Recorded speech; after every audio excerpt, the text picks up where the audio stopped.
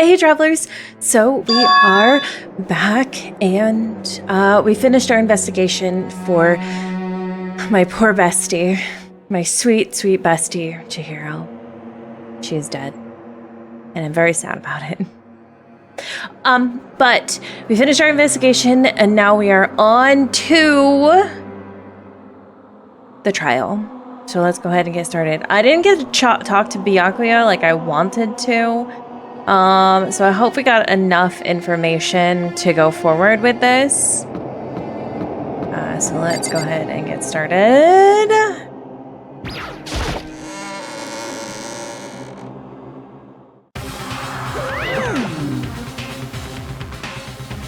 Ahem. So, is everybody ready to what? Am I blind? Or are we missing someone? Are we missing someone? Yo. Yeah, Togo's not here. And Togo is... You really don't remember? Come on! Kidding, I'm just kidding. How can I forget that nut job? Bro. She's a crucial part of the class trial this time. What are you gonna do? Okie dokie, I'll go ahead and drag her out here, kicking and screaming. Just one moment, please. And just like he said, a few minutes later, he reappeared, dragging Toko behind him. Oh, okay. I told him I didn't want to, but he forced me. Can't believe he would drag a girl around. Terrible. You're terrible. So now everyone's here, right? Okay then, hustle onto the elevator and let's get the show on the road. I'll see you guys down there. Let's go. So, shall we get going? It's time to find out who killed Chihiro. Oh, Chihiro Fujisaki, my bestie.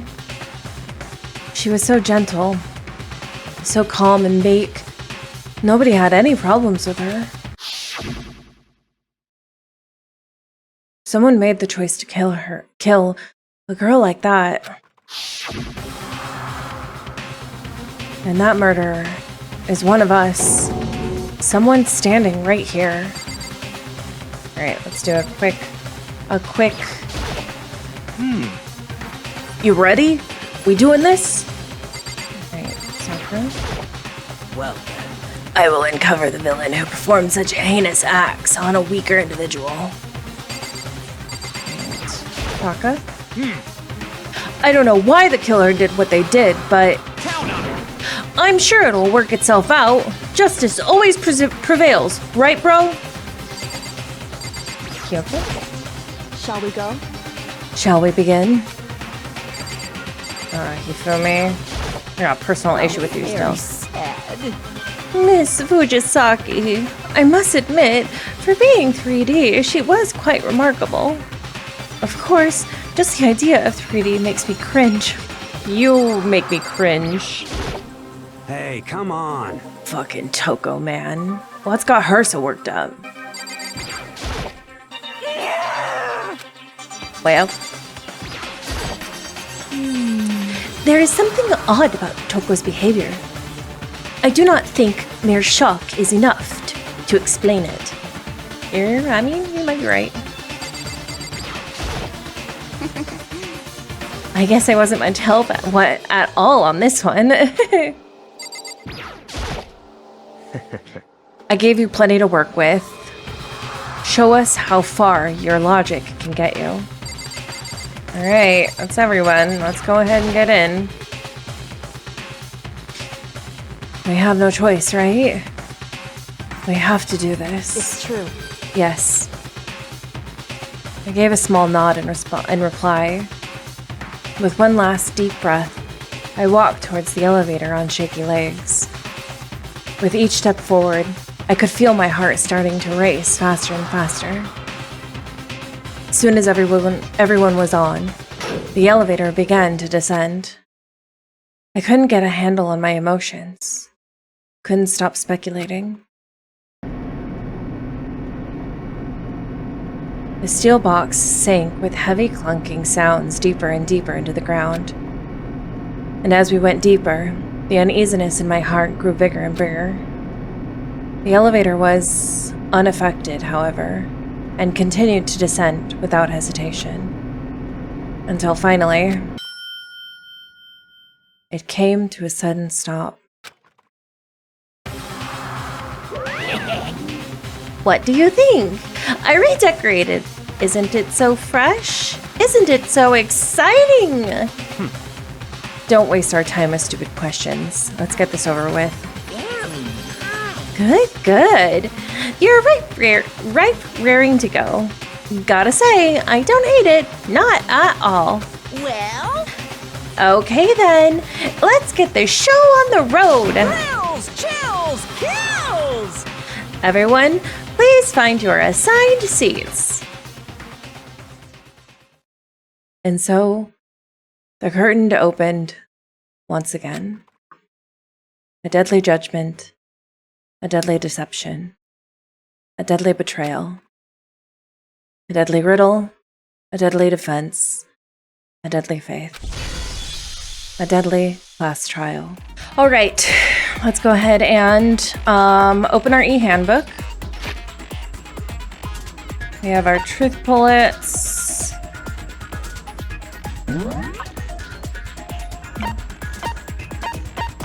Man, the only thing we didn't get was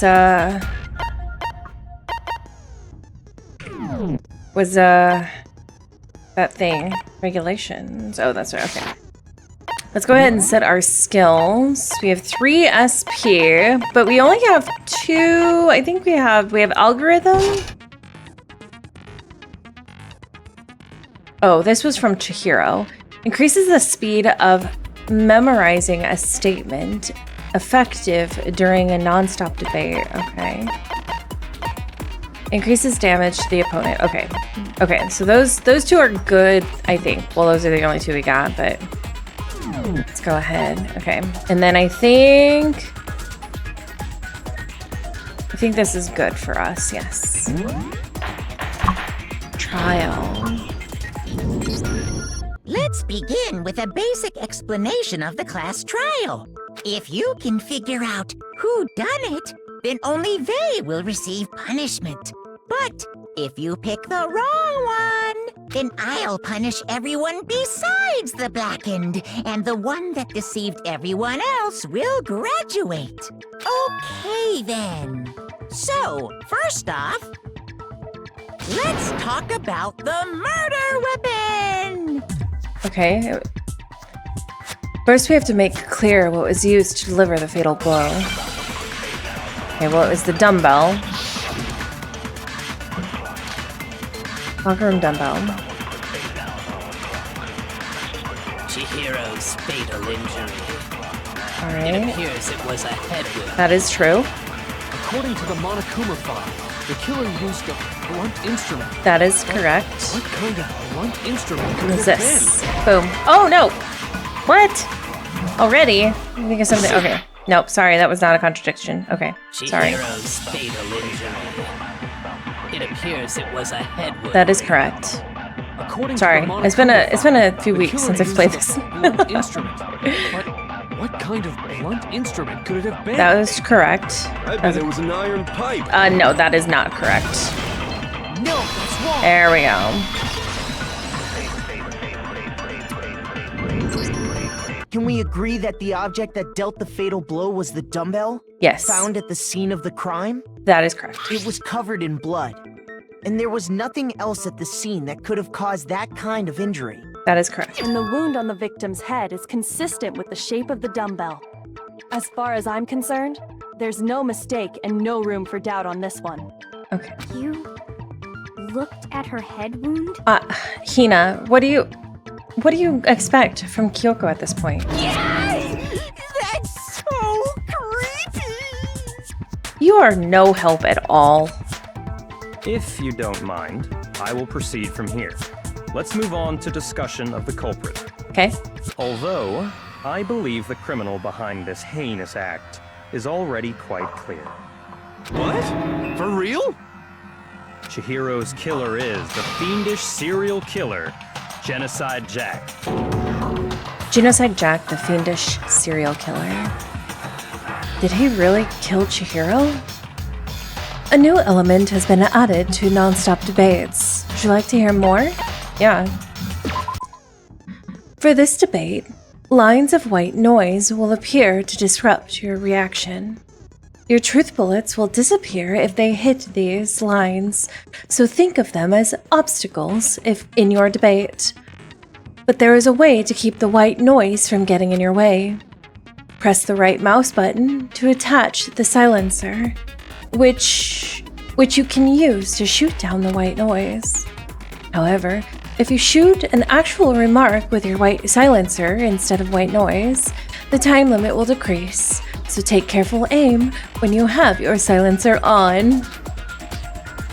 Oh, but if your action difficulty is set to gentle, white noise won't appear at all. I think I'm on gentle. In which case, you can forget about the silencer and just focus on the situation in front of you. Well then, good luck and have fun. Great. Genocide Jack case file. The culprit is Genocide Jack. Okay, Short. that's... Case closed, as far as I'm concerned. Oh. But that's impossible! Why? What makes it impossible?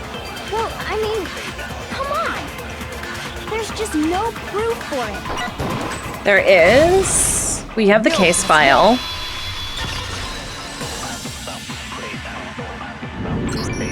I might know one reason he could be involved. What? I found this file while I was looking around the archive in the library. You know, unless Genocide Jack doesn't have, well, unless it's a copycat, but they already said it wasn't a copycat because no one else would know. But the files were in the, so anybody could know. The difference is, the biggest difference that I'm trying to get at is that Genocide Jack didn't tie up the people. They used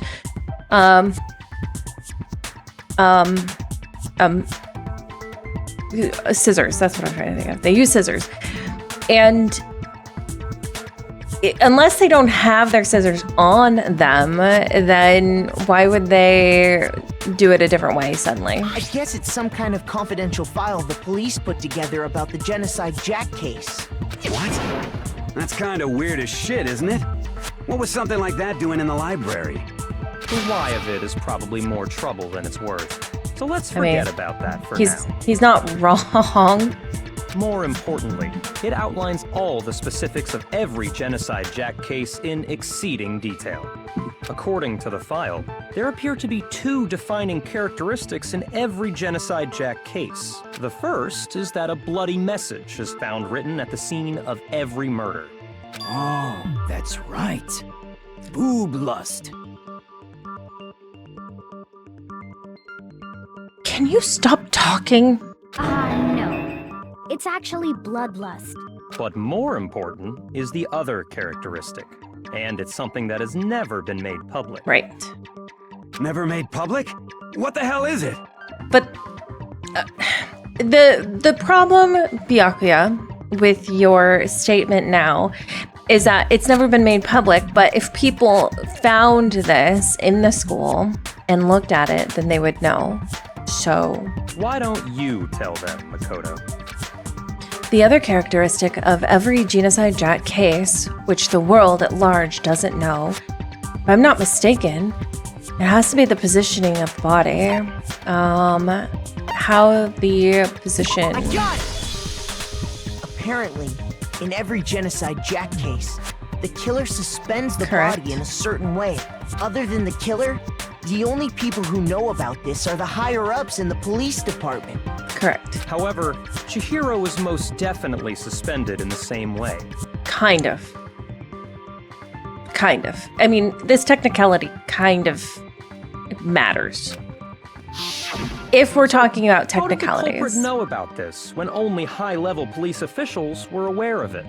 There's only one logical answer I can think of. It's because the culprit in this case is the real Genocide Jack. No fucking way! You're saying Genocide Jack is one of us? Yes, in fact, it's Toko. Why are you so confident? What? Genocide Jack's true identity is Toko Fukawa. You know what? This time I'm actually gonna agree with Hifumi. What? Hey, okay, wait, hold on a sec. Toko has like bloodophobia or whatever, remember? Yeah. What kind of serial killer is afraid of blood? Is Toko Genocide Jack? The answer is yes and no. Another riddle. Man, why's this gotta be so complicated? Honestly. It's a riddle for sure, but I feel like I understand it. What it means for Genocide Jack to be Toko, but also to not be Toko. The answer is that she's not just one person, but multiple people, right? She's multiple personality disorder. Oh yeah, Hangman's Gambit. Oh. S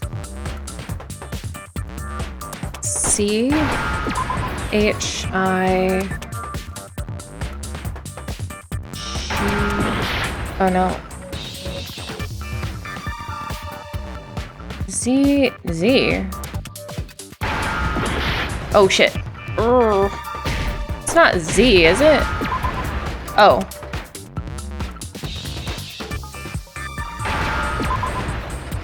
Oh, schizo. Now I understand. I was like, what is it? Sorry, that's not a term that I've heard too often. Jack has a split personality? That's also, schizo is not the correct term. This, you know, there is something about this game that I don't want to say it didn't age well because I understand that it's like supposed to be sort of, you know, unnerving and have kind of weird stuff to it, but it's definitely using dated terminology, I feel like, for specific things. Huh? I think I read that somewhere in the file too. They thought that the suspect might have, what did they call it? Dissociative identity disorder. Oh, okay. But still, to go and say that about Miss Fukawa is... Perfectly acceptable. Toko's strange behavior after seeing the body is proof enough that she has a split personality. Is it though? The one thing that shows Toko could have had a split personality is because her behavior changed. I got it! You're talking about how she started acting totally different than usual, right? That's right. Think back. She fainted when she saw Chihiro's corpse, and then, when she woke up... It's fine, I'm fine. Whoa, is that a dead body? Hey, are you dead? I can't do that laugh. I'm gonna have to figure out how to do it. She must have hit her head real hard when she fainted. The world has a front and a back, a top ending and a bottom, a sea of truth and a web of lies. This is quite concerning. I mean, she sounds completely different. She was acting funny, that's for sure. That melancholy tone of hers completely disappeared. Don't go assigning adjectives to my tone without permission. Not to mention, once she regained consciousness and saw Chihiro's body again, she was utterly calm. In other words, within her is one personality that can't handle blood, and one that obviously can. Oh. So when Toko trapped herself in her room, it's because she was scared of Genocide Jack?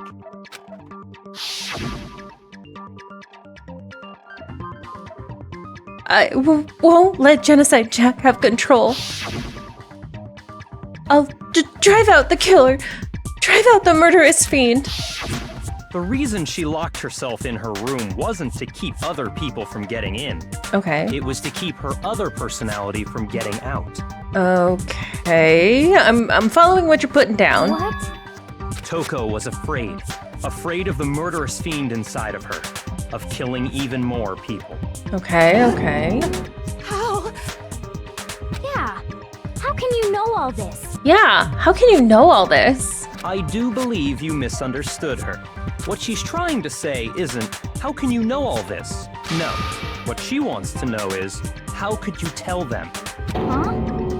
Last night, just before Monokuma gave his motive speech, Toko and I had a strange conversation.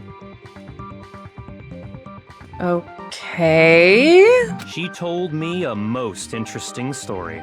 She said a murderous fiend lived within her, and she was afraid it could appear and attack at any time. And that trepidation is what's caused her to have such a bleak attitude. Isn't that right, Toko? This is all a lie.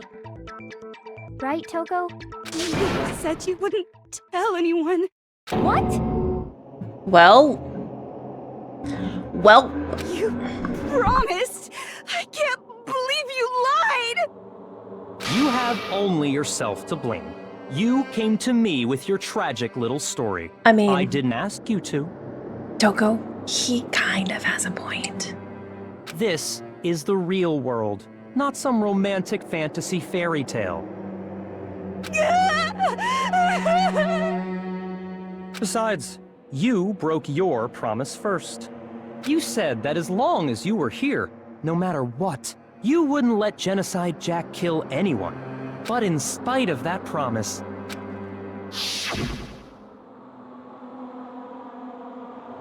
I'm sorry. I couldn't keep our promise. But don't worry, never again. I won't let Genocide Jack have control ever again. You said if I kept my promise, you would go out with me. Byakuya! That's the only reason I promised. how many times do I have to tell you? I never said that. But you weren't able to do it. You just couldn't resist that rush you got from killing, could you? But Byakuya! I tried. I swear I tried to control it. But your efforts were useless. What a disappointment. I feel like he's trying to get her to switch now. I hate you. Yeah, I would too, Well, honestly. The opening act is nearly finished. All that's left is to hear from the person in question directly. The person? You don't mean... Toko's body suddenly lunged backwards. A huge thud echoed across the courtroom. But in the next second... Well, hello there! Is it me you were hoping to see?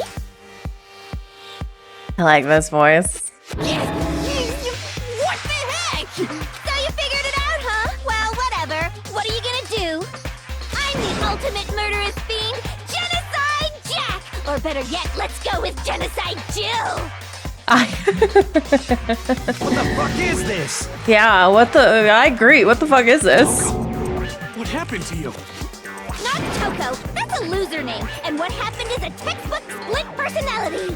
So what if one of them happens to be a serial killer? You should turn a blind eye to one's fault.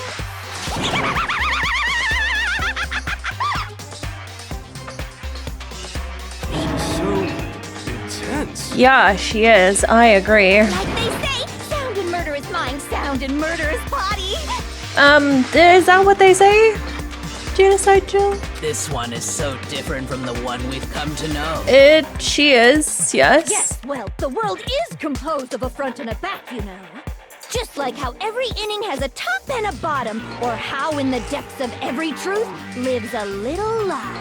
Behind every dark and gloomy soul lives another that shines as bright as the sun! Ooh. If I could figure out that laugh, I would have so much fun with it. This is the murderous fiend, Genocide Jack. This is beyond insane. Miss Jack, Jill, can I ask you a question? I would not, Hifumi. Now is not the time. What's up? Some of us think you might be the mastermind behind our entire situation. What are your thoughts on that? Well, I'll tell you. I am the mastermind of all masterminds. Just kidding. Then it's not true? Of course it's not true. How dare you try to link me to that creepazoid? And another thing, the police and government and society in the outside world are totally powerless. I mean, they just let this idiotic, bloodthirsty maniac go buck wild all over town. He's not wrong. Sure, I'm a bloodthirsty maniac, but life is pain, right? To well. live is to hurt other people. No, not that second part. Not that second part. It's a necessary evil if you want to survive. It's the not. act of living itself causes pain for Well, everyone. I mean, listen, you're saying two very contradictory things that. Yeah, listen. Just okay. I'm kidding again. Oh, I agree, Makoto. This should be enough to convince you. It's This murderous fiend is responsible for not. Chihiro's death. There's clearly a motive, so there should be no doubt. What's the motive? A motive? Remember what Monokuma told us? If someone didn't murder and graduate within 24 hours, an embarrassing memory or secret would be revealed. Oh.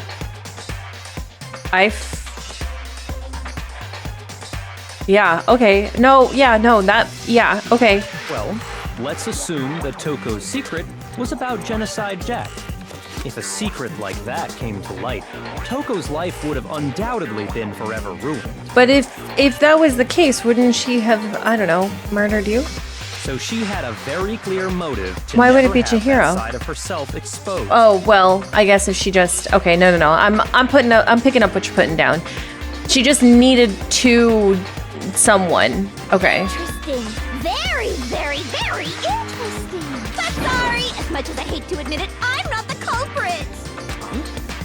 But I cannot imagine anyone other than you could murder someone in such a bizarre fashion. Maybe so, but nevertheless, it's the truth. Do you really expect any of us to believe you? Yeah. I could never I believe mean- a word you say, you monster. Ooh, this is maybe she's totally right about that though. But something still bothers me. What she said. I need to get some more details about all of this. Oh, okay.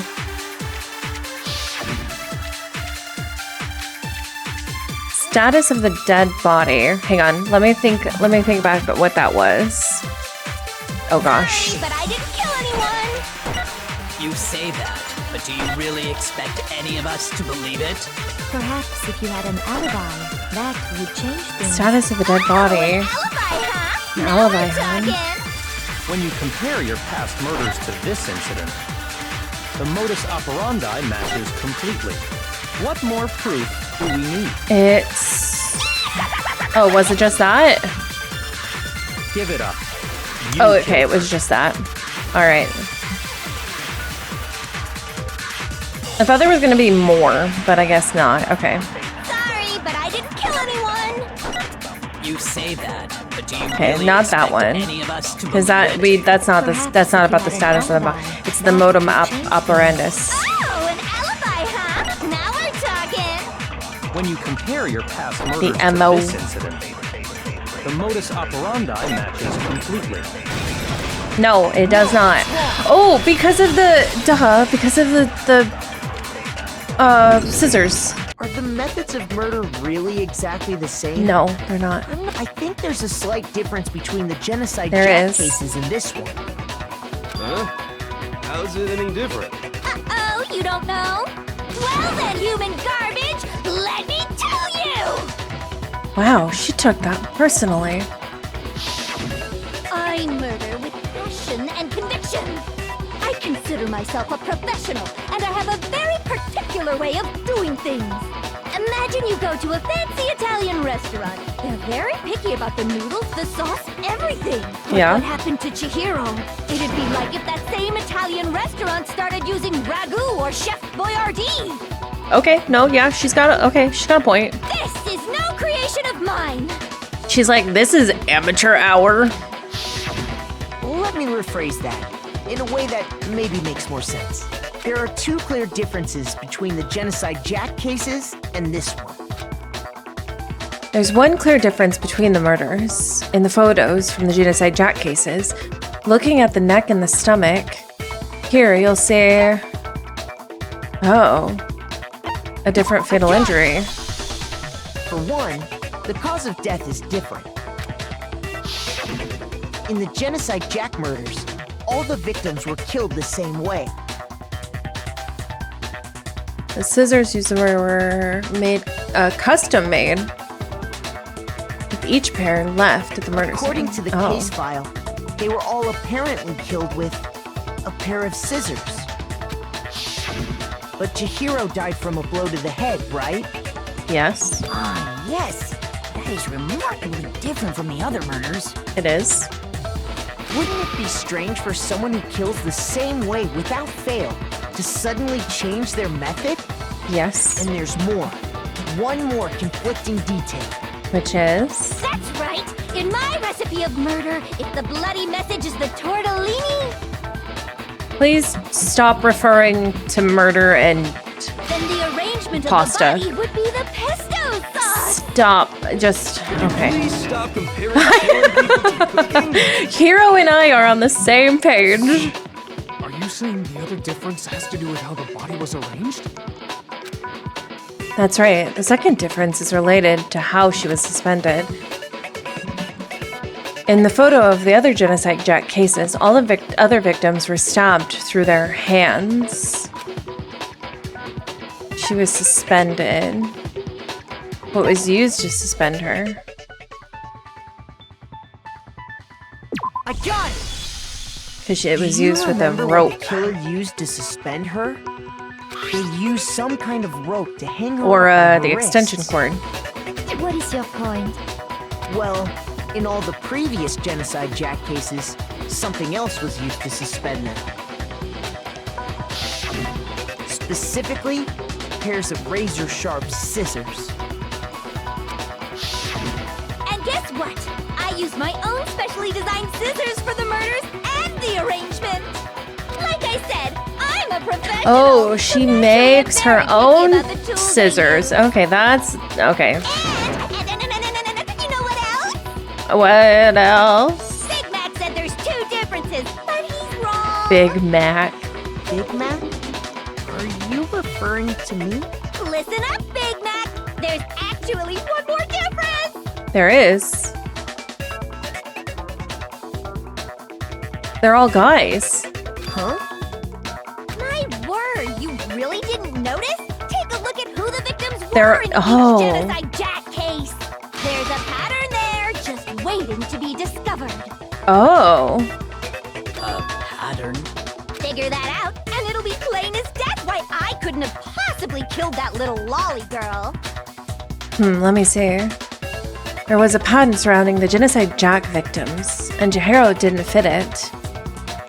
If you look at the names of each victim, what you'll notice is, I think I figured it out, because Chihiro was a girl. Got it. Is it because Chihiro was a girl? Bingo! Bullseye! Right on the money!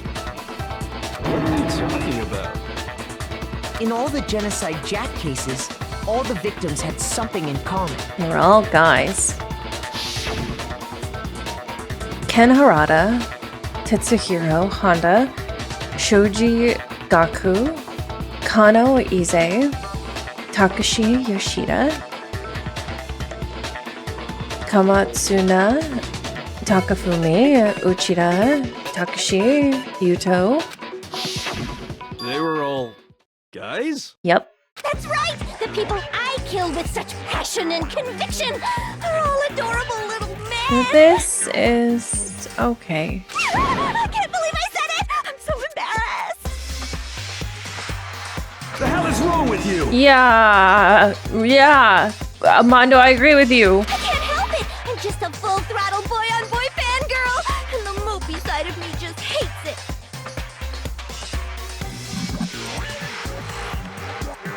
If we don't look her in the eyes, maybe she won't address us anymore. But now I'm on the fast track to becoming a full-fledged fan madam!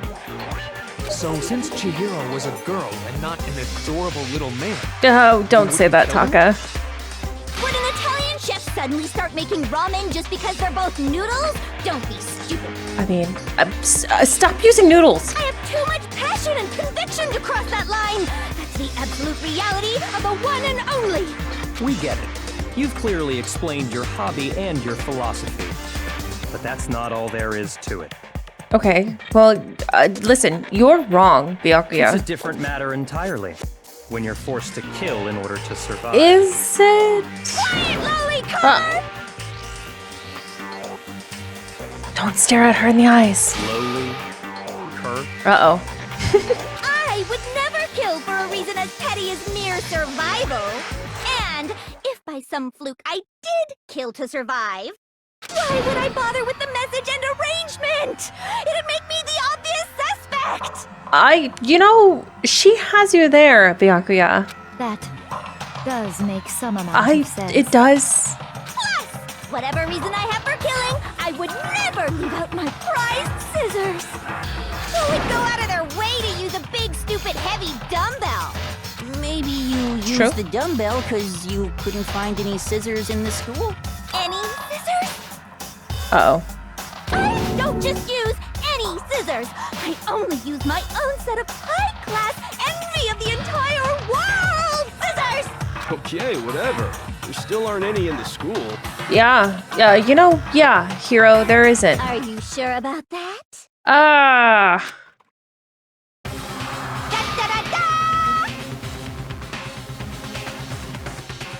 Toko, where did you get those? Where did you get those? She's fully equipped. That's right, so I can kill anywhere, anytime. Why would I resort to dumbbells or rope when I have my trusty scissors by my side? Go ahead, tell me I'm wrong. Gutter dogs you're not wrong. Don't look at her. You're not wrong. You're not wrong. Not to mention, I have no clue how to tie a good knot. So rope's totally out of the question anyway. I have no idea what's going on anymore. Could such a heinous villain really be innocent? Yeah, I don't either, But Taka. the body really was suspended, right? It was. And nobody but the police knew about that. Correct. Yeah. That's why we figured it had to be the real deal and not some copycat killer or whatever. Actually, hold on. There is one person who could have copied the Genocide Jack cases.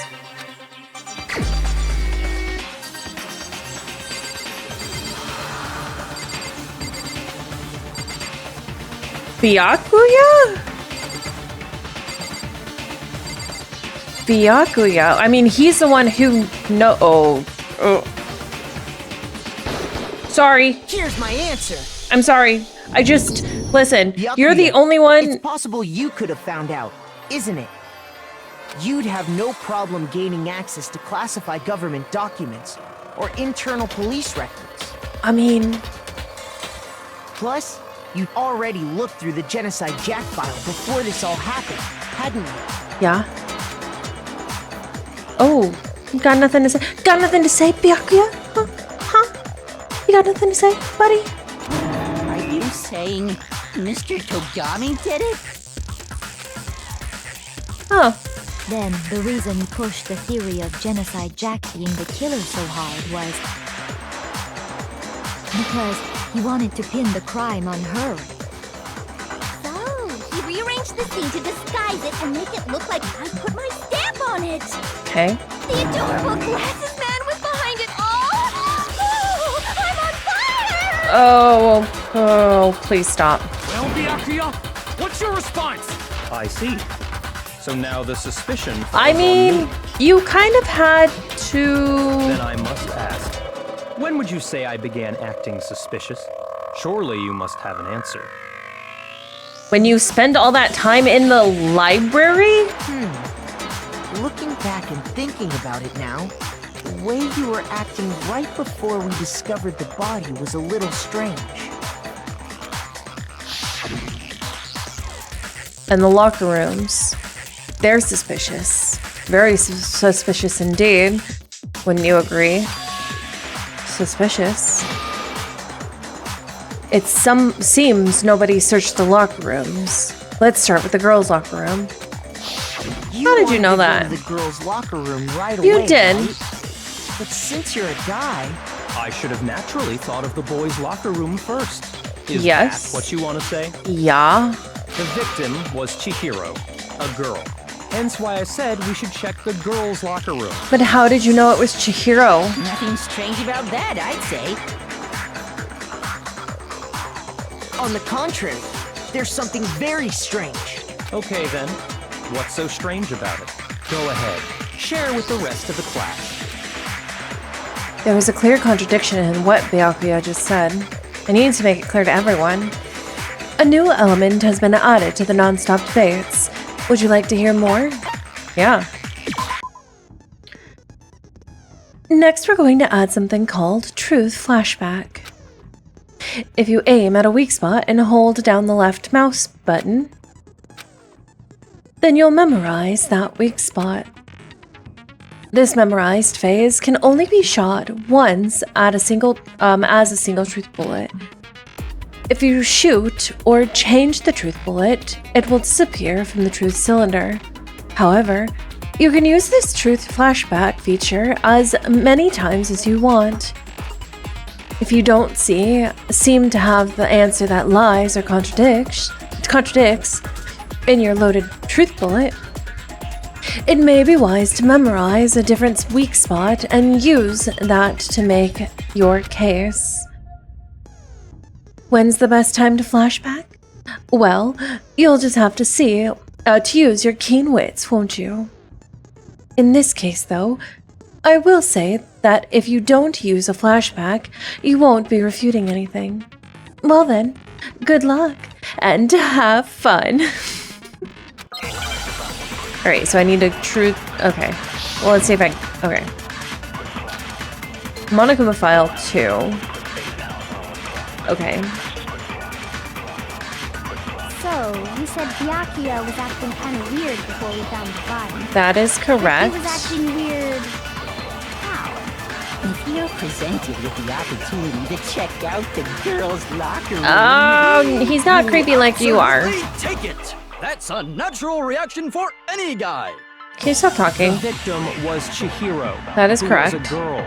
So of course I would suggest we check Oh, the okay, girls' here we go. locker room first. There was no time for pointless distractions. What's so strange about that? I wish you'd taken me with you. Stop talking. Alright. Hearing Byakuya's comment about Chihiro being a girl, I realized something is a clear contradiction. Because it doesn't make sense how he could have known before we found that out. Okay, so it's about Chihiro then. What is the... So, you said Byakuya was acting kind of weird before we found the body. But he was acting weird... how? If you're presented with the opportunity to check out the girls' locker room, you absolutely take it! Maybe it's this That's one? a natural reaction for any guy! The victim was Chihiro. Oh, there we go. Okay, got it. Alright, that was tough. That was a tough one. We got it. I'll tell you what's so strange about that. Because up until we actually discovered the body, we couldn't have known who the victim was. Oh, that's what I was missing. Okay. So your claim that you went to the girls' locker room first because Chihiro was the victim doesn't hold up. I see. That's a good answer, Yes. I must admit. Yeah, thank you. Interesting. Very interesting indeed. But your reasoning is still too weak. Is it? What's wrong? Is that it? Surely you've got more than that. Go ahead. Show us. What's with Byakuya's attitude? It's like he doesn't even care. I've got him cornered, but he's acting like it has nothing to do with him. What's the matter? You're not finished already, are you? There must be more to it. There is. I think. There is more to it. Think about it. We just talked about the differences between this case and past Genocide Jack incidents. The proof you're looking for is hidden in there. Oh? Proof that I'm the culprit, you mean? Oh. The differences between this case and other Genocide Jack case murders, the evidence that proves Byakuya is responsible is hidden in there. What could it be?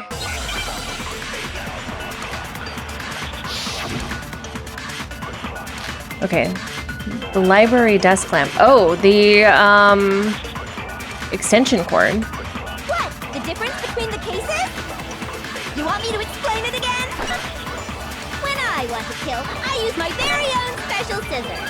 And I use those same scissors to arrange the body. But Chihiro was suspended with... It was some kind of rope. Was it not? That's right! It absolutely was!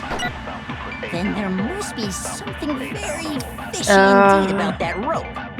Hey, Byakuya, where'd you get it from, huh? I'd never seen that rope before in my life. Oh, shit.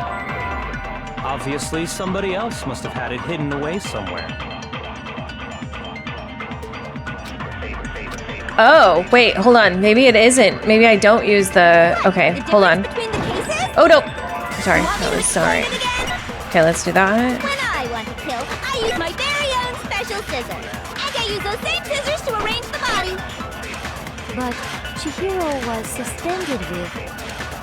It was some kind of rope. Yeah? Was it not? That's right! It absolutely was!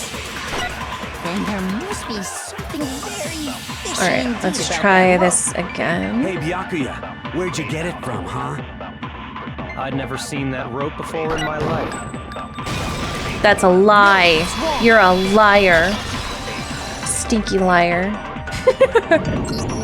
I'm so sucked into this one. I'm pretty sure you have seen it before. Because, you see, that rope, or should I say... The extension cord. Yeah, Makoto, we're on the same team. What? An extension cord? Yeah.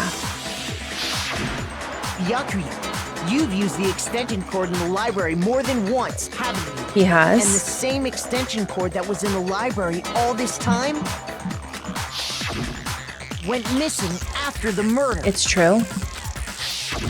And there's no way someone who uses that extension cord as much as you do wouldn't discover that fact. And Byakuya must be the one who took the extension cord. I can't imagine any other possibility.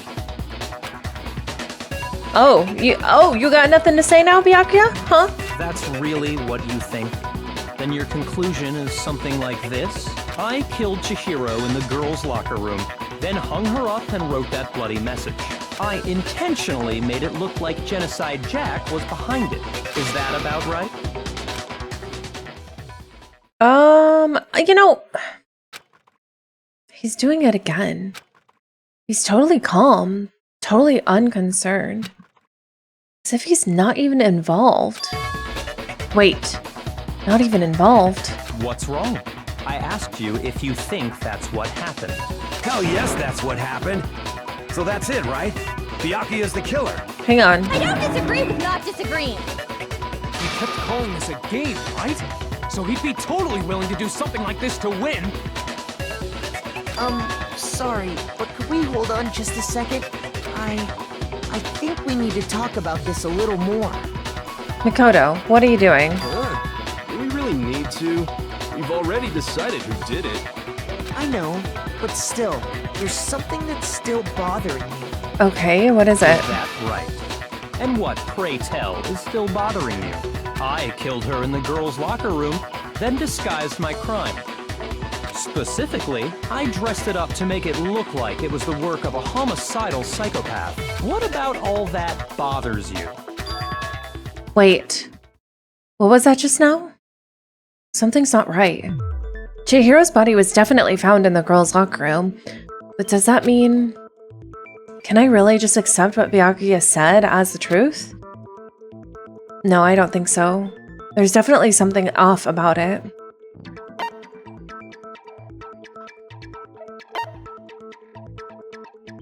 Well, I mean, the scene of the crime, there was the posters were switched. I got it! You say you killed Chihiro in the girls' locker room, right? But are you sure about that? Isn't it possible that the murder took place somewhere else? How disappointing.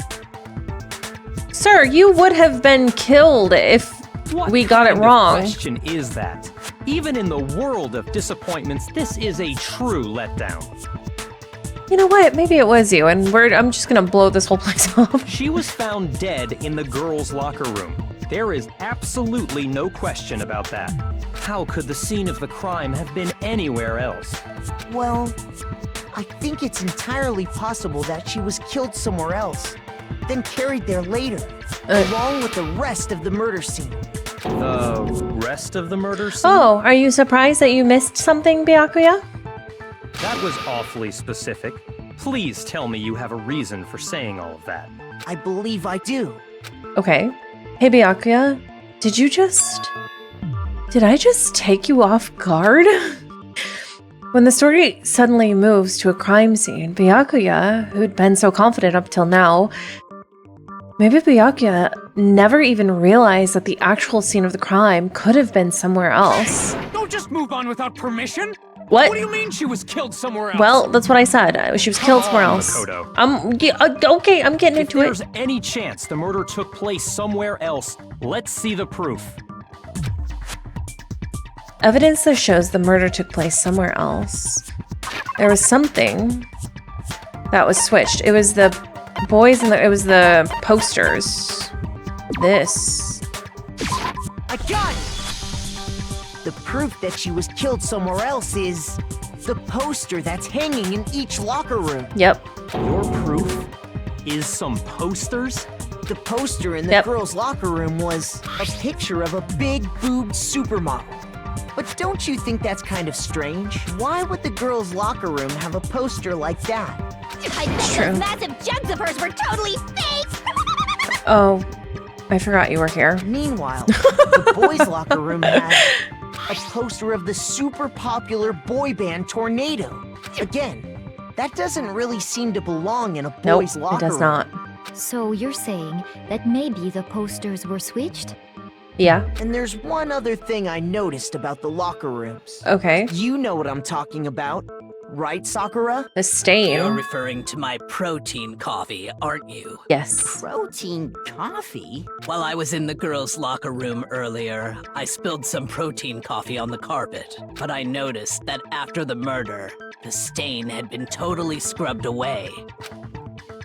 No, it's not that the stain was scrubbed away. It was moved into the boys' locker room. That's what that stain was. This one. I got it! The stain on the girls' locker room carpet wasn't scrubbed away. In fact, I found it on the boys' locker room carpet. That's definitely the stain from my protein coffee. Then, does that mean that the carpets were switched too? Wait a second. But why would anyone do that? To move the murder scene from one locker room to the other. It's certainly plausible, don't you think? What? In other words, in order to completely swap the scene of the crime, the blood-stained poster and carpet were moved along with the dead body. By doing this, the killer was able to change the entire room where the murder took place. I can certainly follow your reasoning, but why would the culprit bother doing that? Because Chihiro was killed in the boys' locker room. Huh? Why would they go through all that trouble of switching the scene of the crime? Actually, an even bigger question. If the murder did take place in the boys' locker room, then how did Chihiro get in the boys' locker room in the first place? To get into the locker rooms, you have to swipe your e-handbook across the card reader device. But Chihiro's handbook should have only allowed her access to the girls' locker room. That's true. She had no way to get into the boys' locker room to begin with. And Leon's was broken. But maybe it wasn't broken? But Monokuma said it may not have been broken. No, she did have a way. And I can tell you what it was. I highly doubt that. Shut up! I'm telling you, I know how she could have done it. Okay. Is he right? Could Chihiro really have gotten into the boys' locker room somehow? I mean, with the broken e-handbook, okay, yeah. Is it really possible? Could Chihiro really have gotten into the boys' locker room somehow? Ah! I've got it! She must have hacked her e-handbook! No. Oh, that's the one. I'm sure that would have been no problem for her. That would have been the one. No, I don't think that's it. She used the thing that was in the main hall. Huh? What thing?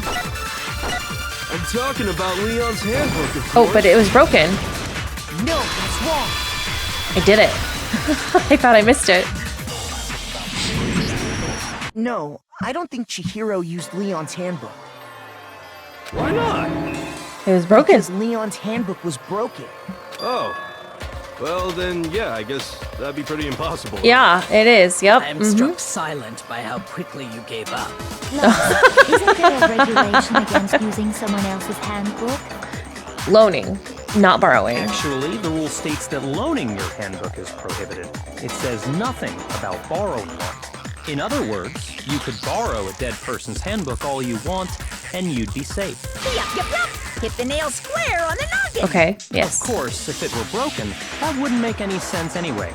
So then, she must have hacked hers, like I said. That She used her ultimate programmer skills. I don't think.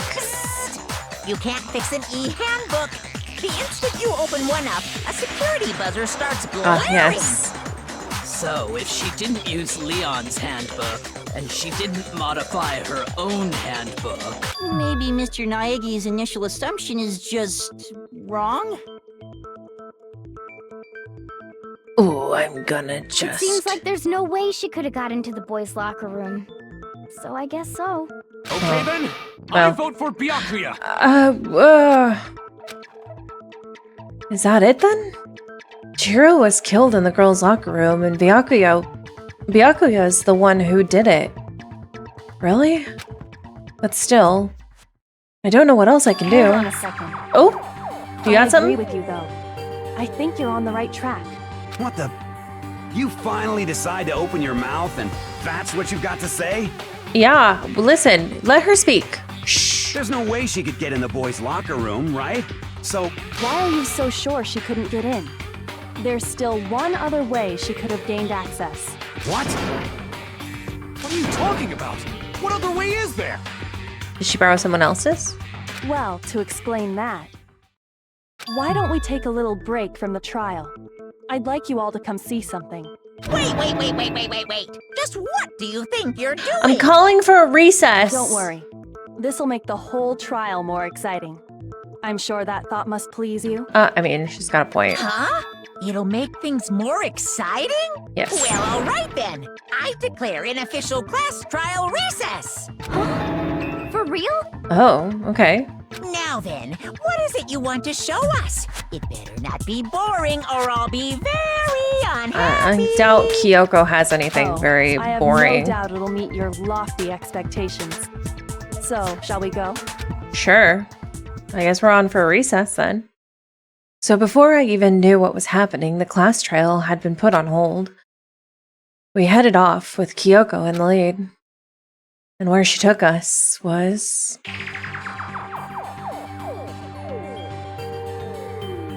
The girls' locker room?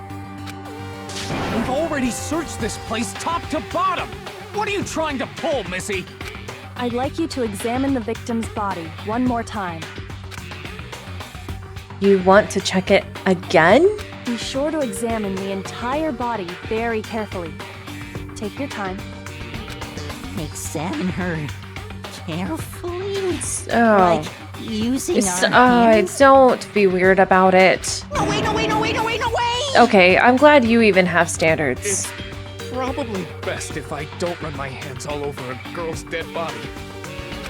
It's not that I'm creeped out or anything. You know what? I appreciate all of these gentlemen. Grounds, you know? Yeah, sure. Yep. No, I'll agree with that. Very well. I'll do it. Okay. But you're a girl. You shouldn't have to touch a dead body. Just let one of the boys do it. Hina, just let her do it. It's fine. No, it's okay. I think Chihiro would rather have a girl examine her. So just leave this to me. Okay.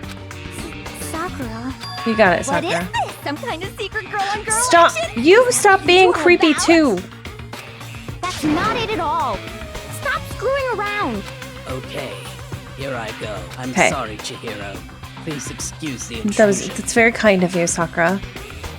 Putting her hands together in a brief prayer, Sakura then begins to quietly examine her Be body. sure to check her entire body, and I believe we will solve this particular mystery. Her entire body? I know you say that, but... What? This is... What is this... What? What is it? Not possible. It's not possible. Oh, she's very angry. Sakura's eyes were staring widely at Chihiro's lifeless form, her massive form trembling. This girl is what? Is a boy! What? Ah, I see. So she was actually a My bestie! Bestie! You're keeping secrets from me, bestie. You're joking, right? I wouldn't joke about this.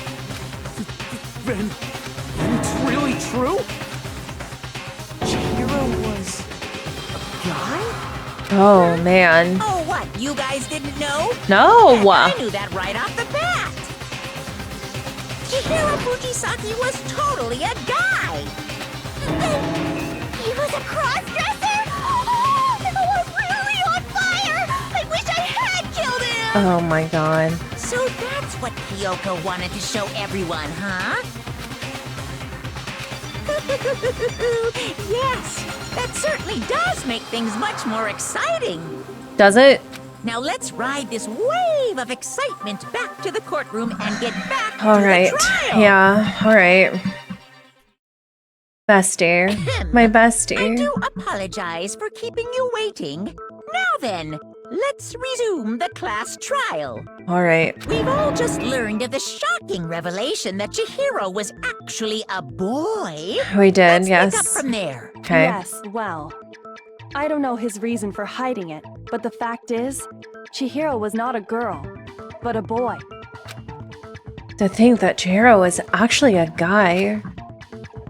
The thought had never even crossed my And mind. because the victim was male, he would have had no problem gaining access It's to the true. boys' locker room. Assuming his handbook did, in fact, list his gender as male, then yes, that would be true. I feel like Monokuma did not make that mistake. Of course his handbook said he was a boy. He dressed like a girl, but he was a boy through and through. So then, there should be no issue with Makoto's initial assertion. The victim was killed in the boys' locker room, and was then later moved to the girls' locker room. Well, whoever did it is very kind for wanting to keep Chihiro's secret. And the killer could have easily used Sayaka or Junko's handbook to get into True. the girls' locker room. They could have. So Chihiro really was killed in the boys' locker room? I still don't understand the motive for moving the body, but yes, that does seem plausible. Well, I must admit, I did find it rather odd. I knew he felt a little off. There was a certain incongruity to his female body. This is the most titillating situation! Don't say that word. So now everything has been connected. All the mysteries have finally become clear. Okay, well, connected or clear or whatever. We still think you're the killer, remember? Do we? Very interesting. This Why has become would- very interesting indeed. I feel like Byakuya wouldn't care enough to switch over, He's off in his own little world. honestly. What about you, Makoto? After everything we've learned, do you still think Byakuya's the killer? No. He wouldn't, I don't think he would take the time to do that. Without a doubt, Byakuya is the one that made Chihiro's death look like Genocide Jack did it. But I think he might not actually be the killer after all. Okay, so too many hands in the pot.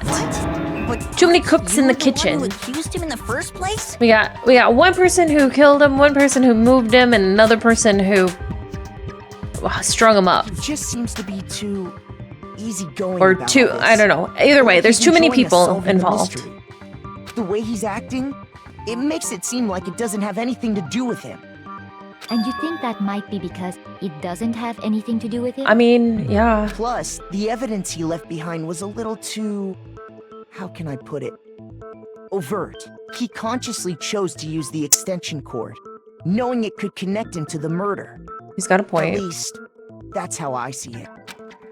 And Byakuya, when you found out the murder took place in the boys' locker room, it seemed to rattle you. And then again, when you found out Chihiro was actually a guy. If you really were Okay, the so killer, he that didn't stuff know. wouldn't have had any effect. That's on true, him. because he would have known. So that's your thinking, huh? Well, it bothers me that you don't have more concrete reasons, but... Well, I think those are pretty concrete reasons. Byakuya. It's fine. I guess I'll mark it as correct for Oh the my time god, being. whatever. Mark it as correct? He's right. I am not the culprit. I just happened to come across the corpse in the girls' locker room and decided to alter it. Are you fucking with us right now? No, I am not effing with you right now. I'm telling you the truth. Well, I find it very hard to believe. Okay. Find it very hard to believe. You're free to be executed along with the rest of us. If you're really telling the truth, then why?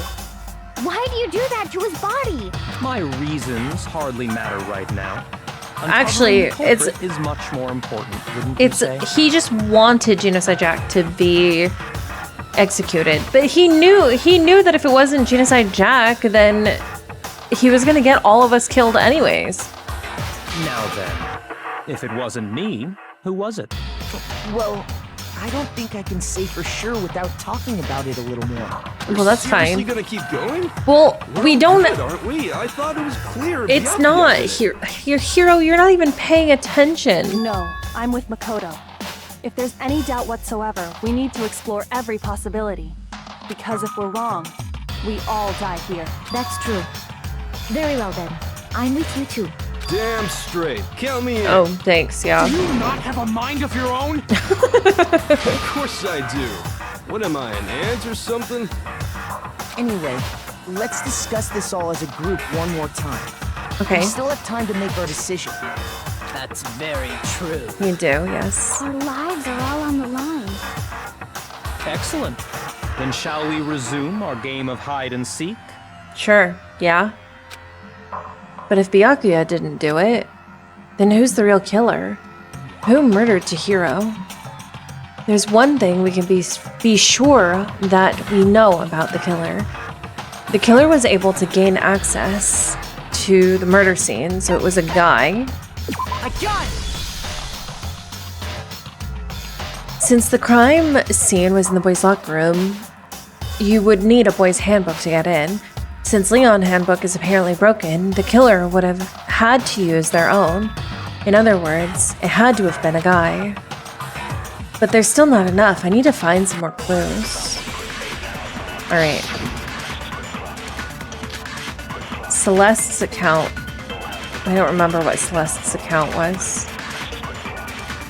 Isn't there a single clue that might lead us to who did it? Well, clues are one thing, but did nobody get a look at the killer? I'm sure if someone saw the killer, they would have said something by now. Yeah. Perhaps someone saw the victim at some point. Even that might be enough for now. Celeste? Yeah. All we need right now is any kind of new info. It's over. Oh, damn it. It's all over. It's not. You want to know who saw the victim? The killer. And only the killer. No. Oh, I did it. I did it. I still don't remember what Celeste's account was. Someone else did see the victim before he was murdered. What do you think, Celeste? Okay, hold on. I have to think about this for a second. Celeste's account. Oh, in the warehouse. That's Now right. that you mention it, yes. I did see him. Really? Oh, but I suppose only Makoto knows about this. The rest of you had no idea, did you? That is why you're all making such ugly noises. Whatever! Just hurry up and tell us! It was last night, right before nighttime. I saw Chihiro in the dormitory warehouse. I saw him stuffing a track jacket into a duffel bag, and then, I assume, he headed off to exercise. A track jacket and a duffel bag? But we didn't find anything like that at the murder scene. It seems likely that the culprit destroyed them to get rid of any evidence. But where would they have destroyed them? And that is when he said something that struck me as rather odd. Well, I'd better get going. I'm kind of in a hurry. Chihiro told me he was in a hurry. Okay. Why would he be in a hurry? Only if someone were waiting for him, I should think. Okay, so you think he did ask someone to help him? Mr. Fujisaki was on his way to meet with someone, and then they were going to work out together? But Hina and I had invited him to exercise with us plenty of times, and he always declined. Yeah, Sakura. Probably because he was afraid you'd find out the secret he was hiding, right? Which means that conversely, he must have trusted whoever he was meeting with very much. That's true. Enough so that he was willing to risk his secret being revealed. What a marvelous friendship! The point is, whoever he met up with is the culprit, right? Right. So we just gotta figure out who it was. Yeah, we do. Knowing what we know, I can't even guess. So someone... Oh man, this is even worse. This is so... My bestie. I'm so sorry, Chihiro. No. You already have what you need to make the connection. I do? Huh? You know who the killer is. Seriously? Who is it? Who's the killer? Think back to the track jacket and duffel bag the killer disposed of. Focus on the details of these items, and it should become obvious who was waiting for him.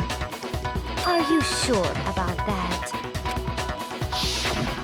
You really think we can figure out who did it based on 2 pieces of evidence that we don't have? Yeah, actually. You want to track down some fingerprints or something? Even if we had No, the equipment for what that, is we it? wouldn't know how to use it.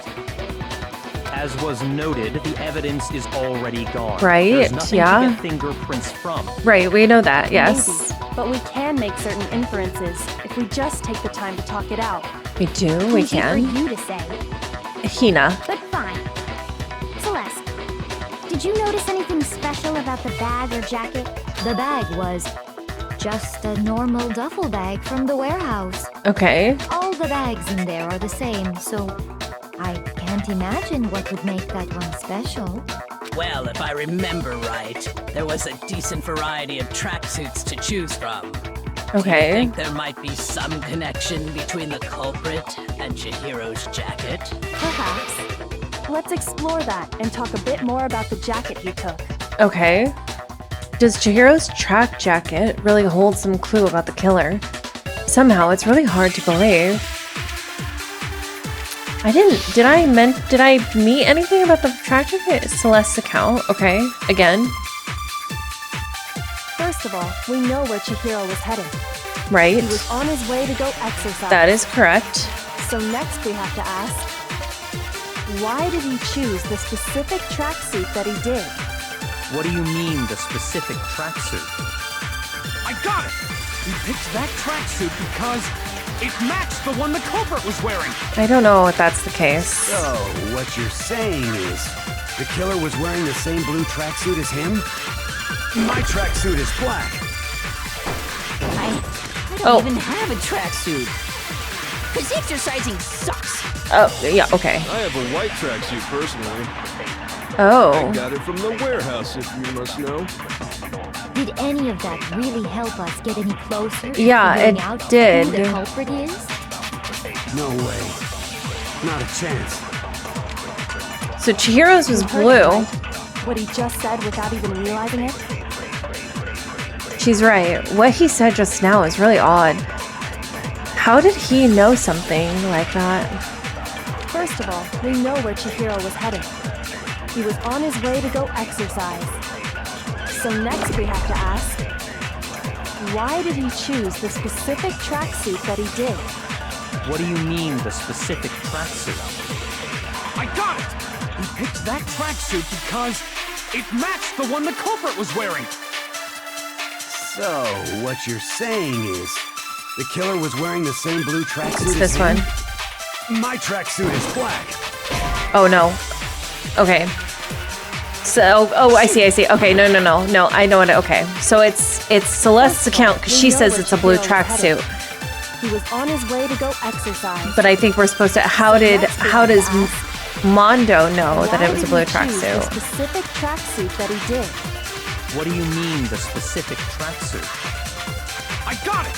He picked that tracksuit because it matched the one the culprit was wearing. So, what you're saying is, the killer was wearing the same blue tracksuit as him?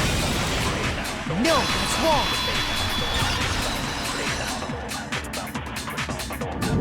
Mondo? Hold on a second, Mondo. What did you just say? Mondo? Huh? What'd I say? When Celeste testified a few minutes ago, she said... I saw him stuff a track jacket into a duffel bag, and then I assumed he headed off to exercise. She never said anything about the jacket's color. So why did you say Chihiro's blue tracksuit? What are you just... Hey, Celeste, what color was Chihiro's tracksuit? As a matter of fact, it was blue? Oh, Mondo, no, Mondo, bro, Mondo. Did you tell anyone that? The only one I told about any of this was you. Then, Mondo, how did you know what color Chihiro's tracksuit was? Yeah, Mondo. Because I just... Oh, this is such a sad I'm case. sure he saw the clothes at some point in the investigation. No, that can't be it. The bag and clothes were surely disposed of by the time we began our investigation. Then the only reason he could have known what color the tracksuit was is if he saw Cherry with it before he died. That's the Chihiro, only can you? possibility. That's my bestie. Genocide Jill. Cherry? Are you talking about Chihiro? So, how about it? Did you see the tracksuit or didn't you? Just by chance. I just happened to see it last night. Uh-huh. He walked past me, and he was carrying the tracksuit in his hands. But we just said it was a duffel bag. No, that can't be it either. According to Celeste's testimony, She stuffed the jacket into her bag in a hurry. It was almost like she was trying to hide it. And just like that, she was gone. when Celeste noticed it, Chihiro made a point of making sure the jacket was completely in the bag. If you just ran into him briefly, you couldn't possibly have true. seen what color the tracksuit Oh, was. Mondo. Why? Mondo, why? You were so protective of him. Here, you dug your own grave. Oh, no. Perhaps. But you handed him the shovel, didn't you? That's why you said what you did. Oh, man. Focus on the tracksuit and it'll be obvious who he met with? What a bunch of nonsense. Ah, now I understand. It was all one big bluff, wasn't it? Yeah. Your true intention was to draw a slip of the tongue from the culprit. That's why you said you knew who did it. To put them on edge. That's right. However, Mondo was my target all along. I had my suspicions about him from the very beginning. But why? What made you so suspicious? Yeah. That's a good question. You talk weird because I hate him. The way he talked, the way he acted. The way he acted? There Nope. was a certain turning. Maybe you didn't notice it, Mondo, but you tend to refer to men and women differently. You only call guys dude. For girls, it's chick. And after he was killed, you happened to refer to him as dude. Oh. Once I picked up on that, it occurred to me that Mondo knew something we didn't. You noticed such a tiny detail? No, it's because Chihiro told him. She's a witch! You're positively frightful! No, I'm not the frightful one. Not nearly as frightful as someone capable of murdering a friend. This is so. No. Mondo, why? Was it really you? Did you really? kill Chihiro?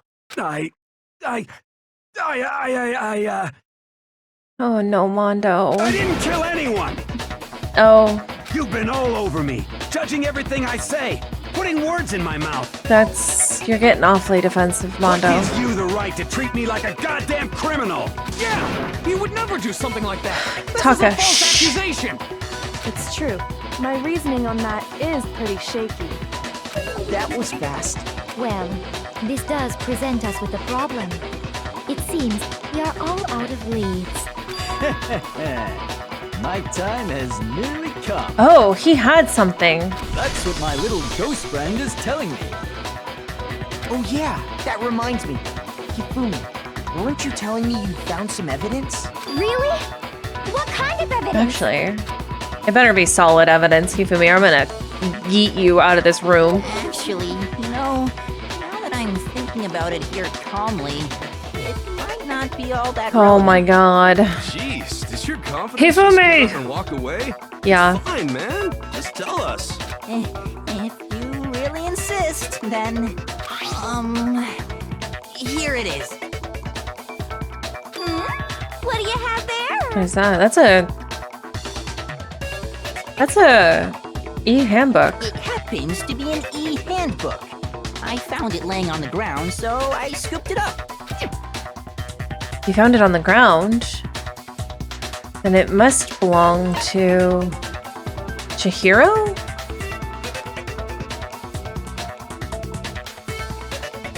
There's a Mondo's.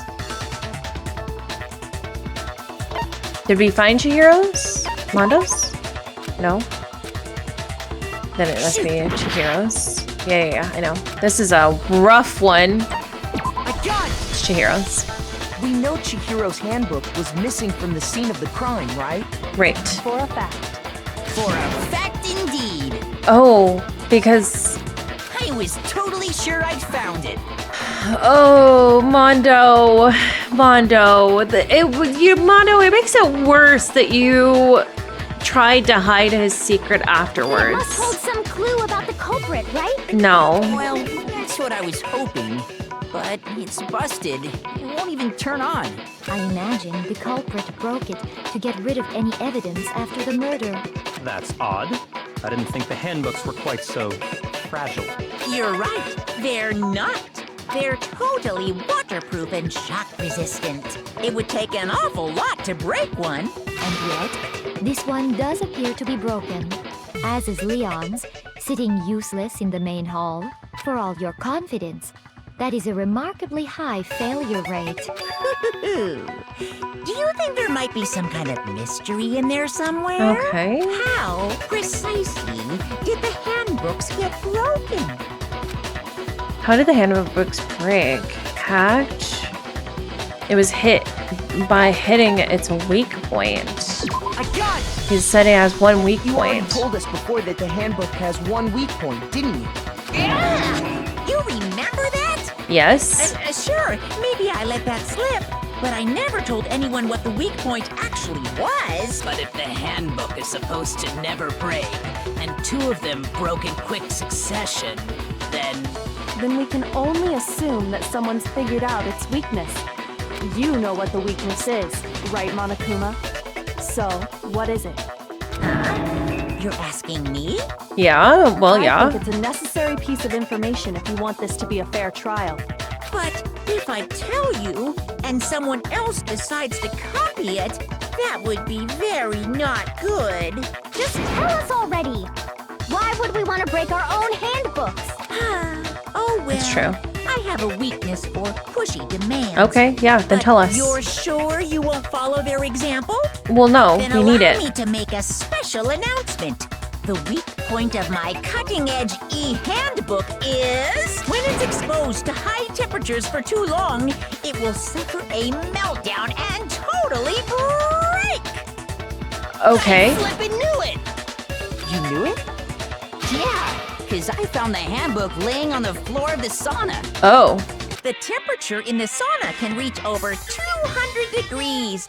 Strange how you don't get burnt, huh? Yeah. It's because as your sweat evaporates, it creates a cooling layer of air around your skin. Okay. If the hot air of the sauna were somehow pushed directly onto your skin, you'd definitely get fried. Okay. That layer of air would get blown away. That's why you may feel a burning when you move around. So when you're in a sauna, make sure to keep nice and still. Interesting. I learned one new fact today. Yeah, cool. So anyway, we're in a middle of a... Okay. Anyway, if you found the victim's handbook in the sauna, then the killer must have been purposely trying to raise its temperature in order to break it. Right. Meaning the culprit somehow knew its weakness. But how did they know? But how'd they find out? Monokuma said he Yeah. didn't tell anyone, right? Right. Indeed. Quite the mystery. Unless Mondo took his... What if they found out by accident? What do you mean by accident? By sitting in the sauna for too long in a competition? What if the killer took their own handbook into the sauna, not knowing its weakness, and it broke? They'd realize it was broken, of course, and it wouldn't be hard to figure out why. And once they had Chihiro's handbook, they knew they had an easy way to dispose of it. I won't say it's not possible, but who would have done something like that? I don't know of Mondo. anyone who took their handbook into the sauna. I might know someone who did. Whoa, seriously? Yep. I think the one who may have taken their handbook into the sauna was... I'm sorry, Taka. I'm sorry, Taka. It had to be the one who wore all their clothes into the sauna. It was...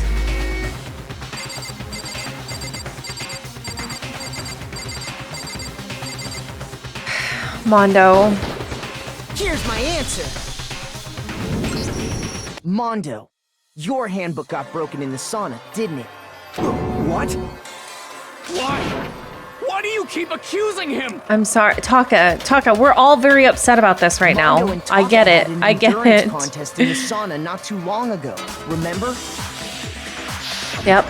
And for the contest, Mondo just so happened to keep his school uniform on. Yep. But little did he realize, he'd also left his handbook in one of his uniform pockets. And when it was all over, Oh, man. Mondo discovered that taking your handbook into the sauna could easily destroy it. Mondo. No, wait, hold on. You got it all wrong. He would never kill. I Show me the didn't. proof. The actual solid proof. I mean, I don't want to believe it either, but I found something that proves it beyond a shadow of a doubt.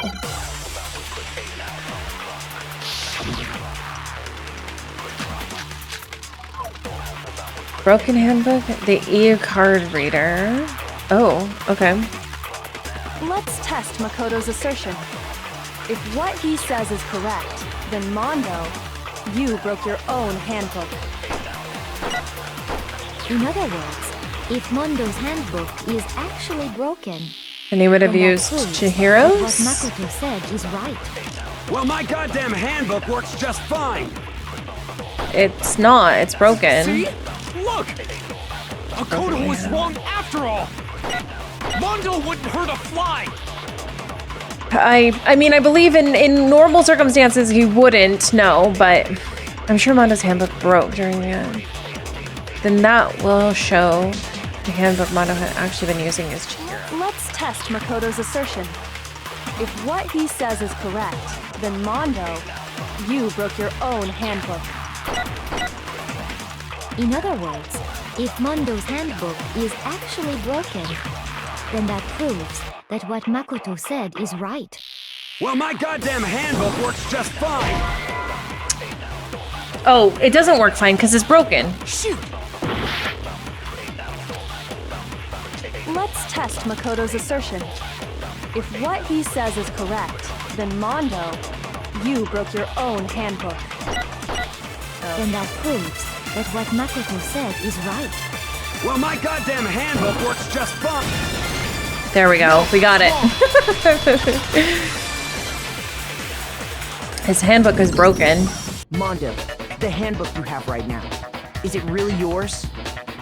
The fuck is that supposed to mean? Exactly what I asked, Mondo. The broken handbook that was in the main hall, isn't that one actually yours? What the heck are you talking about? Yeah, what the heck are you talking about? I think Mondo swapped his handbook out for one that actually works. I think he took Leon's handbook and replaced it with his own. After all, Monokuma said himself that Leon's handbook never should have broken. That's right! The punishment he suffered wasn't nearly enough to destroy it. So basically, he just destroyed all of the evidence, or at least destroyed all of the handbooks. In the main hall is actually Mondo's, which would mean that the handbook Mondo has right now is actually Leon's.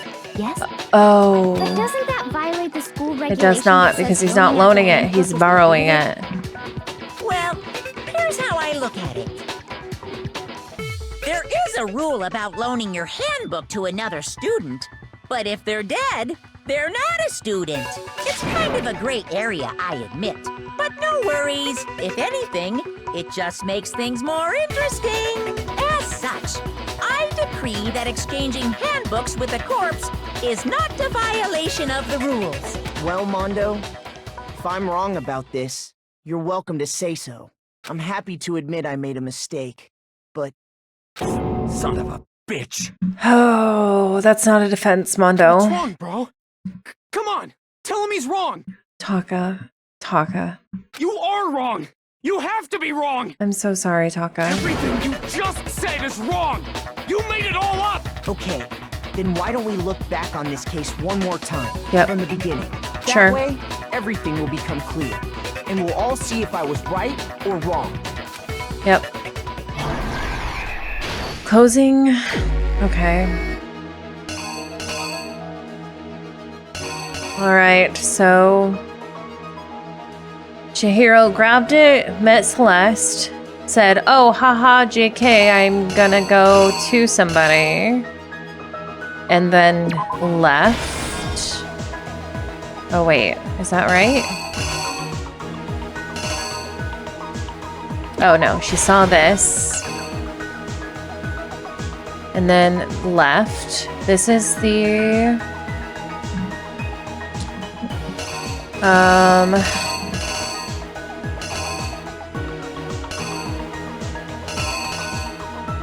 Chihiro went in. Oh, no, wait.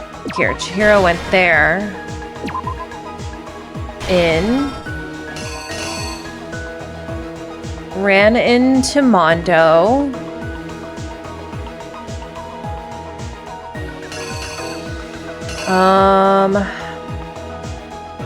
Mondo grabbed this.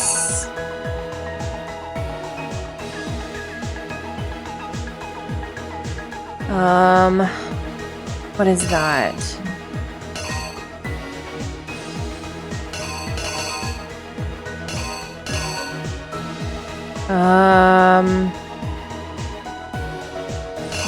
Let's see. Oh, this one is this. Okay. Then he rolled up and took the evidence and Chihiro's body.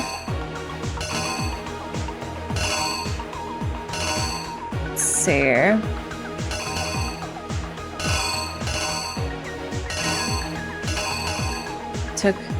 Took down the poster. And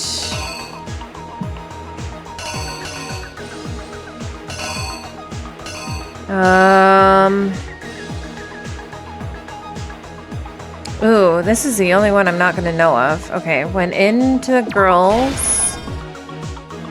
Or is that one this one? Swiped it, found it, swiped it, and went into the girls. Dropped Chihiro.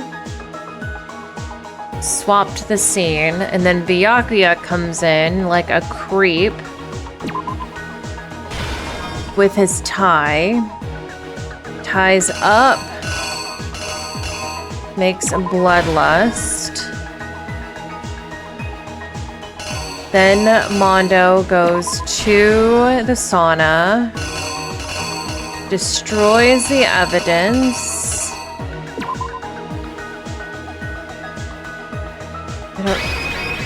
Is that last one is correct? I don't know if that last one is correct.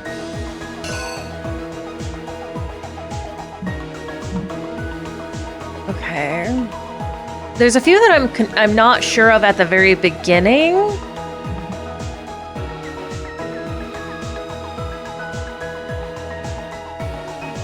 Let's see. Went in, boys, yeah, okay, so those are right.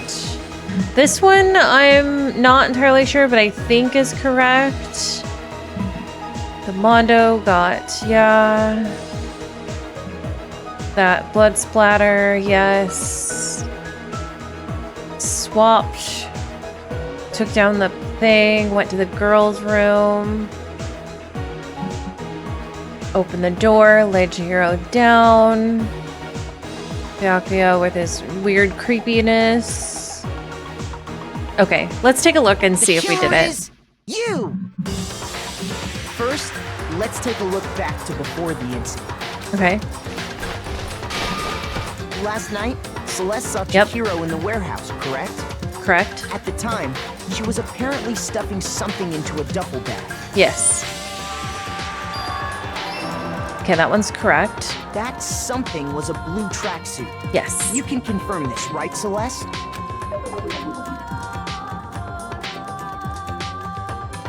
With bag in hand, Chihiro headed out, even though it was officially nighttime. Yes. She made her way to the locker room, specifically the boys' locker room. Correct. But how could the victim, who was apparently a girl, access the boys' locker room? Okay, I got that one right. And that one, okay. Simple. Because she was really a he, which is why he was able to use his own e-handbook to get entrance to the boys' locker room. Yes. Once inside, he met with someone there. And the person he met was the one who killed him. Yes. Okay, got that one right. That one was one I wasn't sure. The killer grabbed the nearby dumbbell, approached the unsuspecting Chihiro, and thwacked him on the head. And attacked him. Yep. Okay, that one, yep, the blood splatter. And that's where the blood stains on the poster and carpeting in the boys' locker room came from. Yes.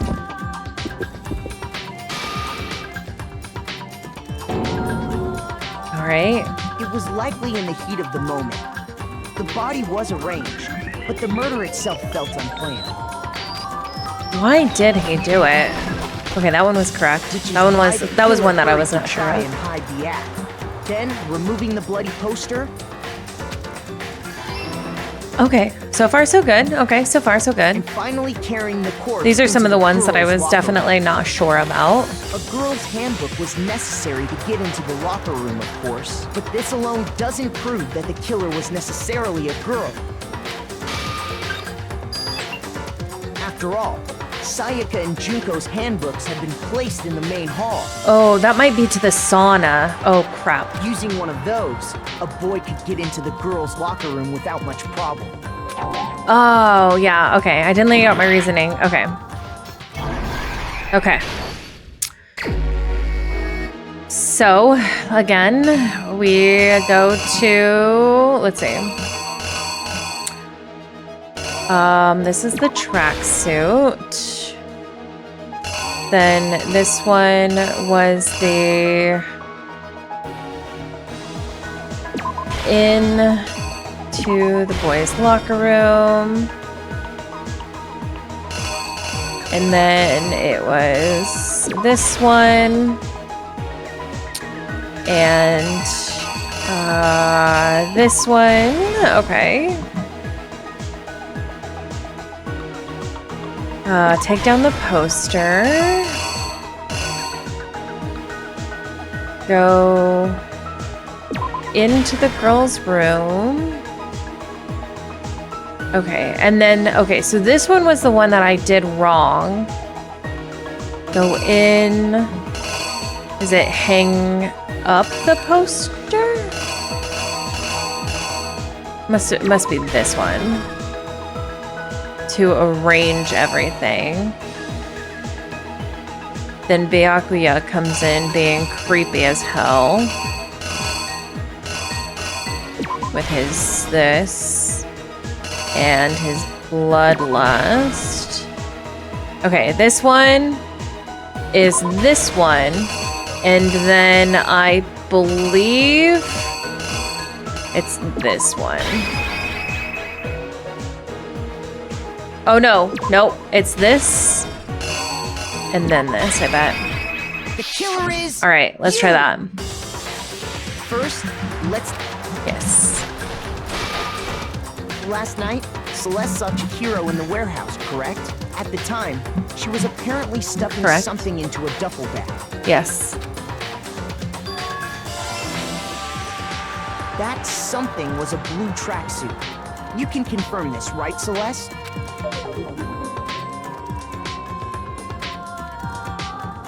With bag in hand, Chihiro headed out, even though it was officially nighttime. Correct. She made her way to the locker room, specifically the boys' locker room. But how could the victim, who was apparently a girl, access the boys' locker room?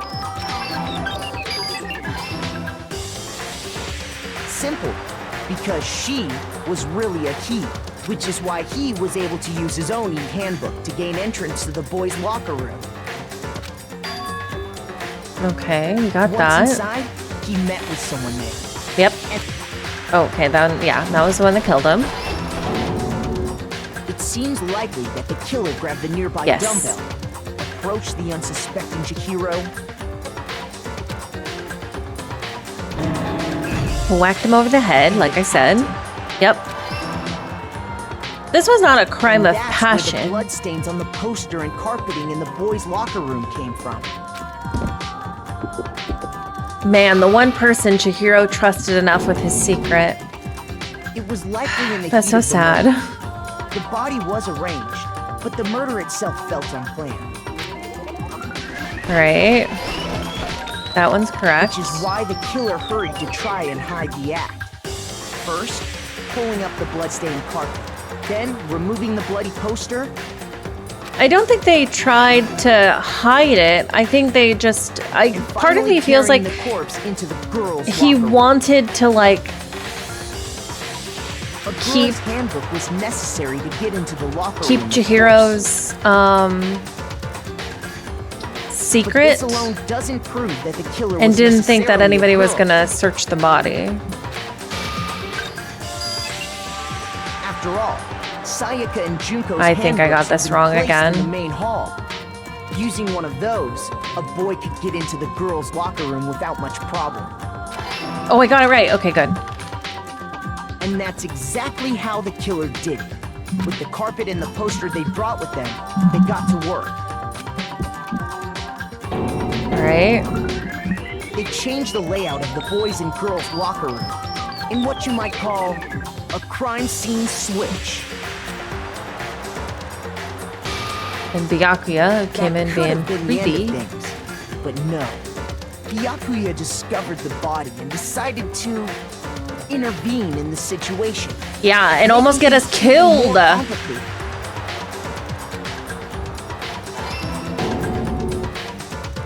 So, after stumbling on the crime scene, he went and grabbed the extension cord from the library. And then he got to work. He used the cord to string up Chihiro's lifeless body. Weird behavior. Then, using the victim's own blood, he left a grisly message there at the scene of the crime. He wanted to create the illusion that Genocide Jack was responsible for the slaughter. He wanted to get rid of Toko. Oh, that was wrong.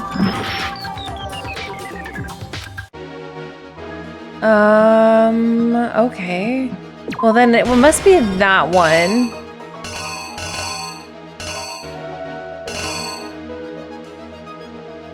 And then this one? The killer is you! Okay, that one was correct now.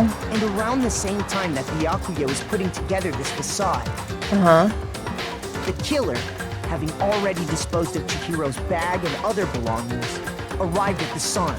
There, they plan to destroy the last piece of evidence, Chihiro's handbook. Okay.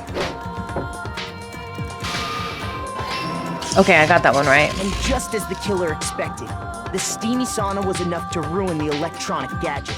Yep. Somehow, the killer knew that the handbook couldn't stand up to the heat of the sauna. And the reason they knew that is because the sauna had already wrecked their own handbook. And that's how it all played out. All right, we figured it out. Good job, us. Isn't that right, Mondo Orochi? I'm sorry. I'm not sorry, but also. Wait. No. This can't be right. I'm sorry, Taka. Where's your evidence? Yeah. Where's your evidence? We just laid it. Are you kidding me? We just laid it out for you. You need evidence. You need proof. That's. Without any proof, you can't pin any of this on him. Why are you so defensive? Evidence that Mondo is the killer. That already revealed itself earlier in the trial. If I can somehow show where Mondo's handbook is right now, once I do that, everything will become clear. Okay. A new element has been added to the bullet time battles. Would you like to hear more? Yes. Let's talk a little bit about fever time and nega time.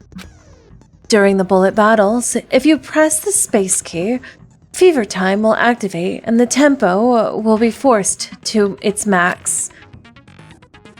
At this point, even if you push the buttons at random, you won't miss. You can also push RMB, LMB, RMB, LMB.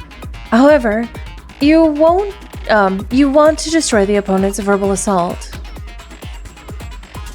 But this only lasts until the focus gauge runs out, so make the best possible use of your time.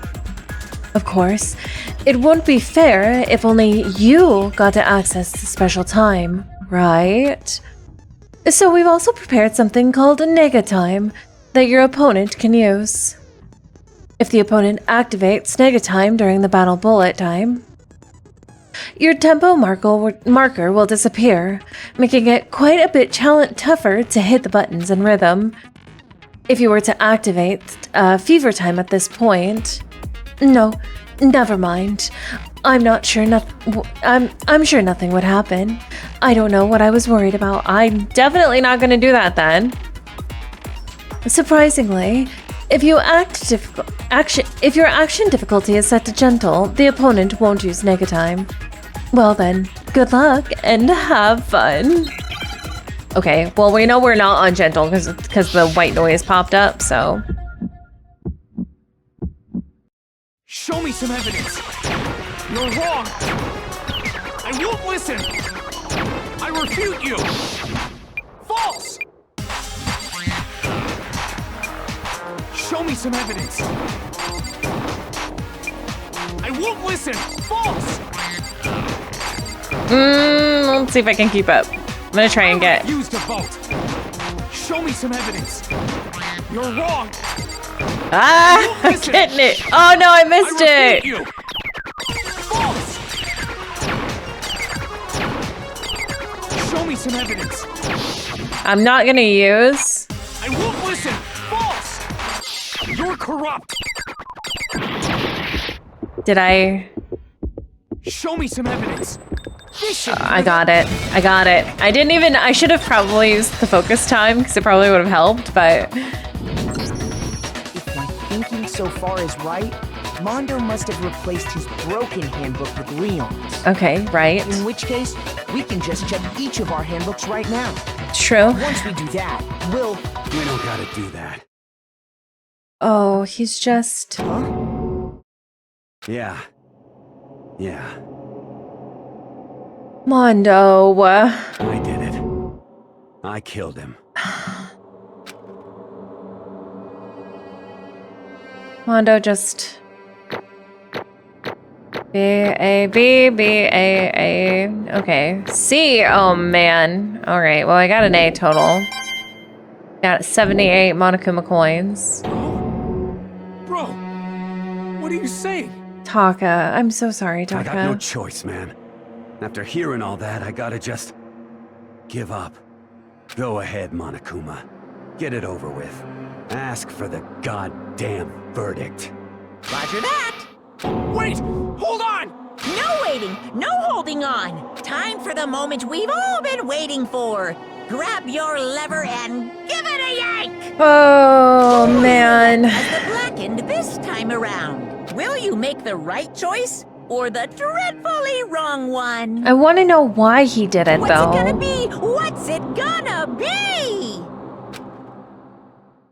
Why'd you do it, Mondo?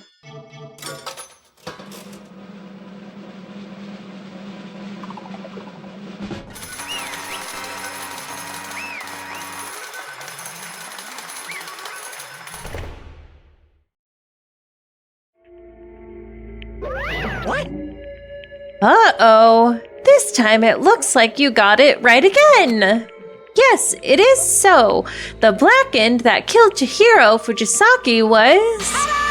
Mondo Uwata. You got nothing to say, huh, Mondo? Unbelievable. In case you're wondering, the vote was not unanimous. Kiyotaka chose the wrong answer. You're treading very close to the danger zone, Mr. Ishimaru. You need to be more careful. I refuse to believe it. There's no way he would kill someone. Sorry. What is this? Why are you apologizing? Why? Why? Why? Why did you do it? Yeah, I finished it. Well, it looks like Mondo's taken a vow of silence. So, allow me to explain on his behalf. Actually, the story of the murder this time is the sad story of two men. Oh, but for anyone who doesn't really want to hear it, you can hit the control. No, I want to listen to it. I want to know what it is. Anyway, there was once a young boy, and his name was Chihiro Fujisaki. He had an extreme inferiority complex regarding his own lack of strength. You're so weak, even though you're a boy. I'm gonna read this just as normal. I normally would do Monokuma's voice, but I kind of want to I just want to experience like what happened.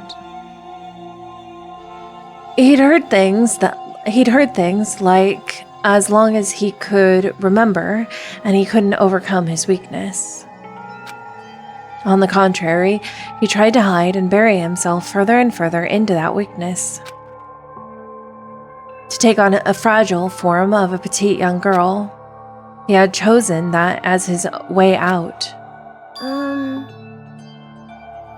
Now, nobody will be able to say anything about even though you're a boy. But no matter how tightly he wrapped himself up in that shell, the inferiority complex had already taken deep root deep inside of him and was not so easily weeded out. As it turns out, the shell was completely empty. The complex didn't disappear. Instead, it only grew stronger and stronger. I'm so weak. Weak. Oh, Chihiro. Once the killing game had begun here at the school, he had no choice but to accept this fact. After all, this world is survival of the fittest. If you're not strong, you don't survive. And then the lovely and hateful Monokuma announced the reveal of the embarrassing secrets, which of course included Chihiro's embarrassing secret, which I was more than willing to divulge. Even though he dresses like a girl, Chihiro is actually a boy. Hey, And that was something Chihiro couldn't let anyone find out, no matter the cost. If that was revealed, it would be the end. The hardened shell would crack. The armor would fall away. Without a doubt, those around him would torture him more than ever before. Everyone figured being thrust into such a dilemma might have sent him spiraling into despair. And yet... I'm sorry. I'm sorry. I don't really want to talk about it right now. But I also don't want to leave things the way they are, so maybe I can talk about it later? After I try my best to become stronger, then I can tell everyone. Annoyingly, he used to threaten the threat of discovery to motivate himself to become stronger. That's right. Now's my chance. I want to change. I'm going to get stronger and accept who I am. Strong enough so that when someone says, even though you're a boy, I'll be okay. I'll get better. With that thought up at the front of his mind, he resolved to take immediate action. And so, that day, he made the commitment to begin exercising. He was prepared to retrain his mind and body, but sadly, that would be the first and only chance he would get at it. Hey, When he decided to start exercising, he thought it would be good to ask someone for someone's help. But he wanted to tell that person his secret first, and then ask them for help, to help him from there. And the person he went to... Yeah, that's right. It was me. Yup, it sure was. The biker game fella had been painfully clear about how important his manly promises were.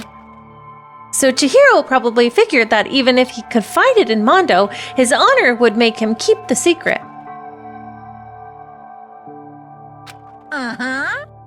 Plus, Mr. Macho Mondo was the very symbol of a strong man that Chihiro had always aspired to. Maybe if I talk to Mondo about it, maybe talking to Mondo about it will help me get some courage. So he went and asked Mondo to help him become strong. That was his aspiration. And he thought that only with Mondo's support would he ever be able to come close to that. Correct. So then, that must have been when Mondo did what he did to keep the secret he'd made to Chihiro.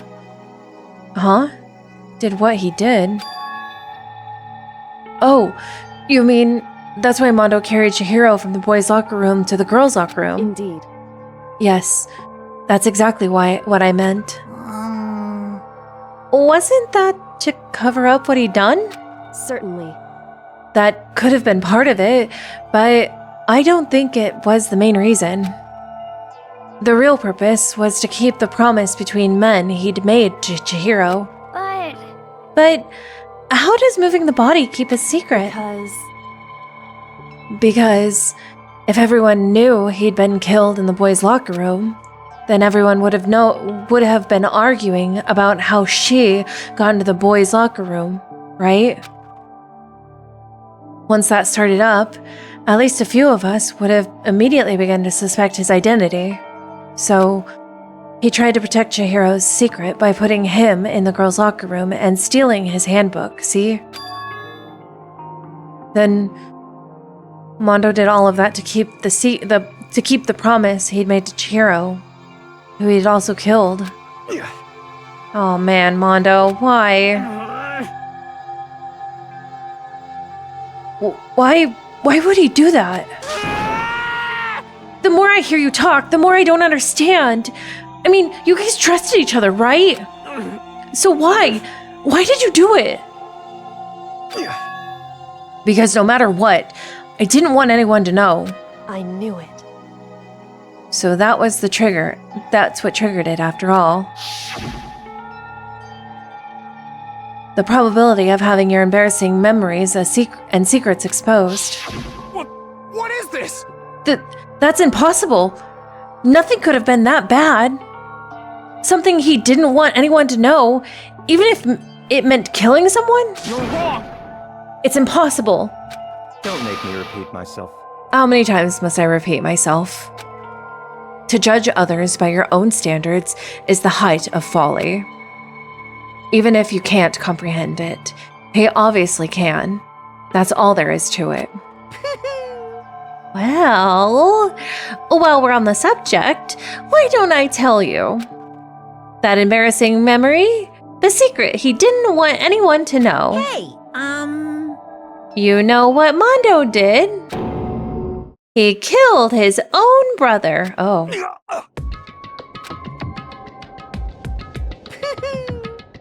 Mondo, the ultimate biker gang leader, makes all the hoodlums and riffraff across the country tremble.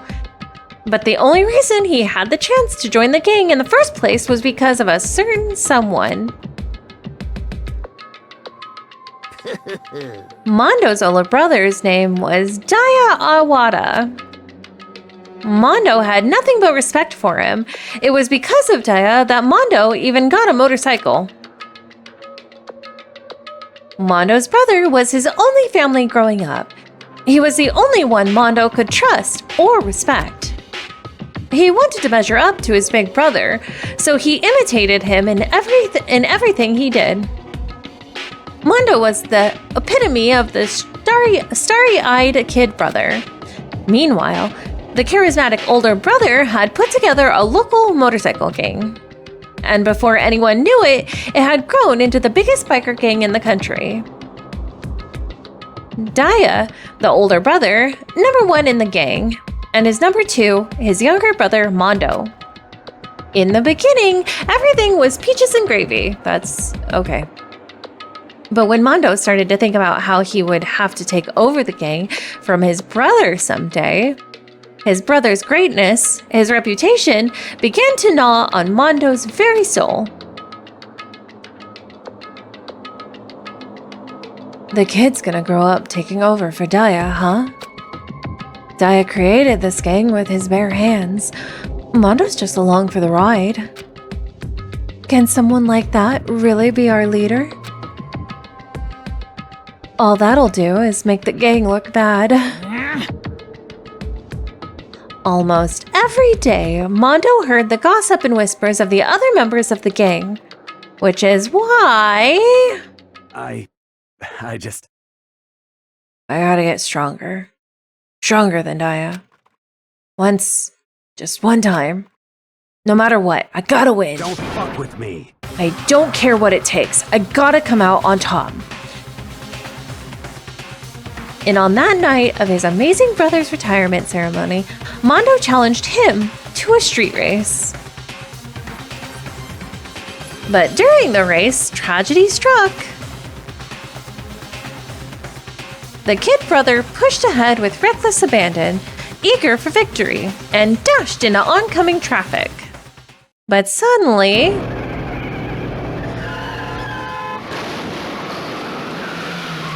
well, he didn't kill him then. Oh, he blames himself though. Laying in his kid brother's arms, the older brother delivered his final words. My bad, kid. I've hooked up. Sorry. Oh god, that's so rough. Of course, he knew it was his brother's fault, but Daya never blamed him for what happened. Hey, kid. The rest is up to you. No matter what, you gotta keep the gang together. 'Cause it's the team. You and me put it together. It's a promise between men. He decided to hide the truth of what happened from everyone else in the gang in order to keep the gang together and keep the promise to his brother. He could never admit to anyone that it was his own weakness that had caused the accident. And as a result, the team was made even stronger under the banner of the kid who'd bested his big brother. Daya was gonna lose to his kid brother, so he got stupid and got himself killed. That became the explanation for what happened. Mondo's lie became the truth. He wanted to lead the team so bad, he was willing to tell all kinds of lies about his brother. I'm strong. Strong. And yet,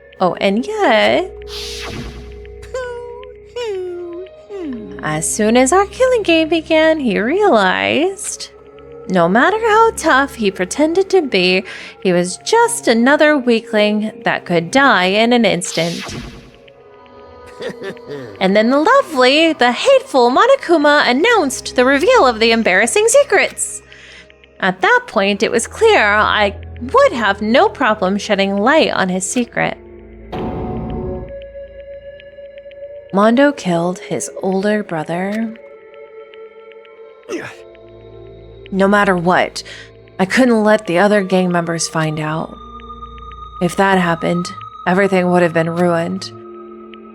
Everything me and my brother had worked to create would have been destroyed. His death, all the guilt I'd been carrying around, it all would have been for nothing. So that's why... Oh, Mondo. After I saw what Monokuma had on me, my head filled up with all kinds of fuzzy uneasiness, and I just started swirling around. I'd never felt anything like it before. I didn't know what to do about it. I wasn't sure what to think or say, but after a while, the fuzzy uneasiness turned itself into a rock-hard lump of anxiety way down in my stomach. And it was right around then that Chihiro asked me to start working out with him. And right then, he told me his secret. Seriously? Jesus. I'm sorry. Yeah, I'm sorry. I lied to you. But why? Why now? Why are you telling me all of this all of a sudden? Huh? 'Cause I mean, you've kept that secret all this time, right? If anyone found out, you would... But... You're right, but... I want to change. I wrapped myself in lies. I'm weak. I want to destroy that version of me forever. His words were like a knife in my gut. I felt like I was exposing the lie I'd been living myself. I have to change. I don't want to be weak anymore. You're so strong. I can't hurt you, right? Whatever secret Monokuma might tell us. You piece of... So what? You're saying I should just say it? What? You're saying if I really am, I should just be able to tell everyone my secret? Huh? I was jealous. I was jealous of Chihiro's strength.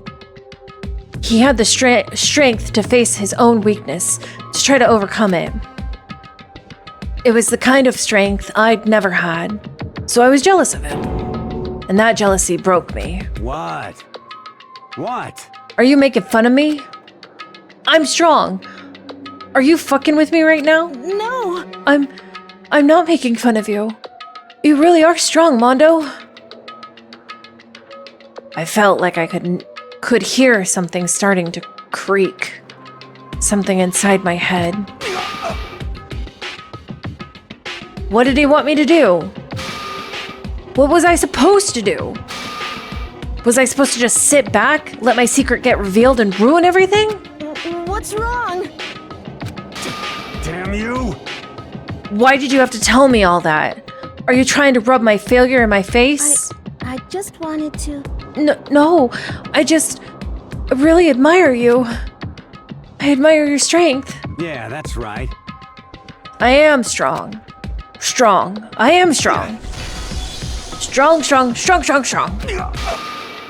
stronger than you! You son of a bitch! I'm stronger than Daya! I don't remember anything after that. When I woke up again, he was lying on my feet, at my feet, covered in blood. I had the dumbbell in my hand, and I was just staring at him, down on the ground. Hey! I killed him. I killed Chihiro.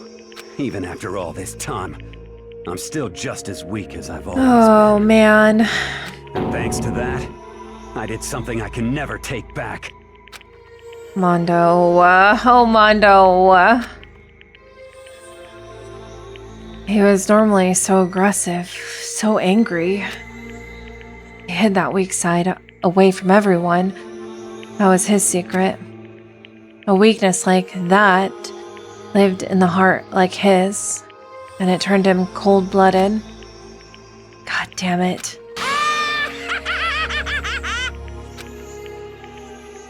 Look at him. You see? You're all just like him.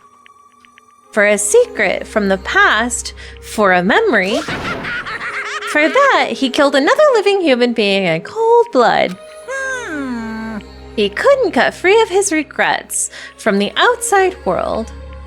He doesn't know what the true strength is. Do you hope anywhere in there? 'Cause I sure don't. You bastard. Just shut up, you son of a... Honestly, I feel the same way, Toko. Or Taka. Not Toko. Toko's not even here. Just shut up, you son of a bitch. Go ahead. Say that again. I dare you. Yep. Okay. I'll say it as many times as I want. Is what I want to say, but... unfortunately, I can't do that right now because the time for punishing is fast approaching. Punishing? It can't be. You mean an execution? Well now. That's what I promised you, right? The blackened that disturbs the peace will be punished. Ridiculous. Hold on. Now then, I prepared a very special punishment. No, wait. Let's give it everything we've got. It's punishment time! Sorry, man. Oh, I Mondo. couldn't keep the promise we made. From one man to another. Why'd you do it, Mondo? No,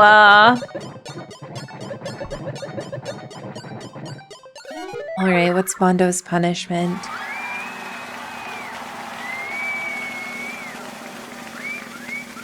I do like the art for the punishments. They're all really cool. Oh.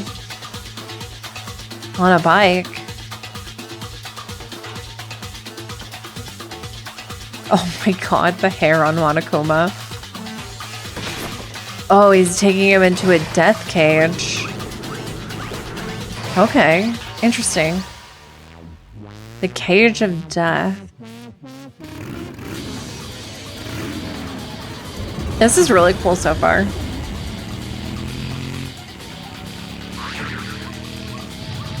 Oh.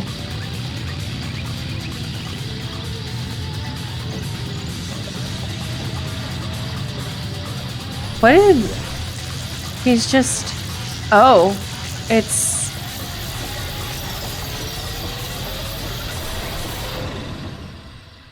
Oh. Interesting.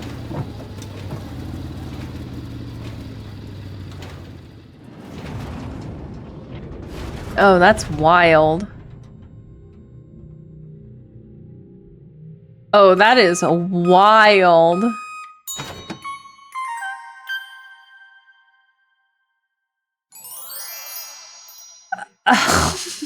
Mondo, stop. That's so...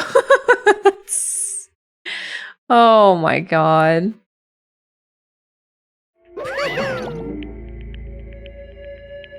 Laugh at death, and your soul will forever be at peace. It can't be. My brother. Another murder, and another execution. I want to feel again. Oh god, that's so rough. Everyone's lives are taken so lightly here. I feel like I might be going mad. Maybe I'll just let it happen. God, it's so awful. It's so awful. I'm so sorry, Taka. Ooh, I got goosebumps. As Taka's sad screams invade our skulls, we were each forced to realize once again that he, of course, he had to. What a disappointment. This is the end of the game? Byakuya? What is this? You're completely insane! You know that? A game? One of our friends is dead. Do you realize that? Naturally. Of course I do. Because this game is life or death. Hey. I don't have anything to say to you. I don't have a response except to that. I just don't understand why. Why did you go out of your way to disguise Mondo's crime? What? Why? Isn't it obvious? Because it made things more interesting. Yeah, and you almost got us killed, you idiot! His voice was calm, emotionless. Like the voice of death. It chilled me to the bone. Last night, when the murder took place, I was in the library as usual. Honestly. So you ignored the nighttime rule, too. That rule never mattered to me. I don't recall agreeing to it. There is nothing to be done. Well, I don't particularly care. Please, continue. The night grew late, and I decided to return to my room, which is when I stumbled upon him. I spotted Mondo coming out of the girls' locker room. After he'd gone, I looked inside and saw the corpse. What? You mean you actually witnessed the murder? He was such a fool. He didn't have the slightest idea that I'd seen him. Well... So you're saying you knew the culprit was from the very beginning? That's right. Indeed. But if that had been the end of it, how boring would it have been? I mean, what a waste of time to have the answer revealed right at the beginning. Which is why I decided to lend a little helping hand. I thought it would liven things up. You did all that to liven things up? I see. So after hearing about Genocide Jack and from Toko, you decided to use that to create a fake murder scene. But, damn man, if we hadn't figured out who'd really done it, you would have been dead too, right? Well, obviously, I would have revealed the truth before it reached that point. Of course. Byakuya turned and looked at me in the eyes. I could feel his sharp eyes piercing into me. Thanks to a certain remarkable someone, it never did, and I was able to perform an interesting experiment. Interesting. Once I do decide to become the Black End, I know who I'll have to watch out for. What? Correct. So that was your reason. Are you satisfied? Indeed. Yes. We're done listening to your story. Move on. Hey. There's something I'd like to ask Monokuma. What's this? Oh, I'm up next? You like to perform these elaborate executions each time, correct? My question is, why? Do you not like them? But you know, this punishment, this despair, it's not just for you. All this punishment, all this despair is my gift to mankind itself. what? You're over-exaggerating. I am not over-exaggerating. These punishments are meant to transform all hope to despair. What do you mean? Mean? Mean? Mean? What the heck? Mean. Good grief. I don't understand why you have to pick apart every little stupid thing. Whatever, it doesn't matter. In the end, I'm going to stand alone as the victor, and then everything will be revealed to me. Ooh, how exciting! Ah, the noble son of a noble family. Truly, you understand me. I think this is the start of a terrifying friendship. That's enough. Shut up. I would never stoop to the level of a childish criminal like you. Let's just say this. After I have achieved complete victory, you're up next. I'm going to find you and kill you. Understand? In the name of my family. In the name of the Takami family, for which victory is a foregone conclusion. You're getting all riled up! Oh, so cool! It's like you're the main character of a video game or something. No trash mobs for you. I swear, whatever it takes, I will kill you. Temper. Sounds like someone needs a nap.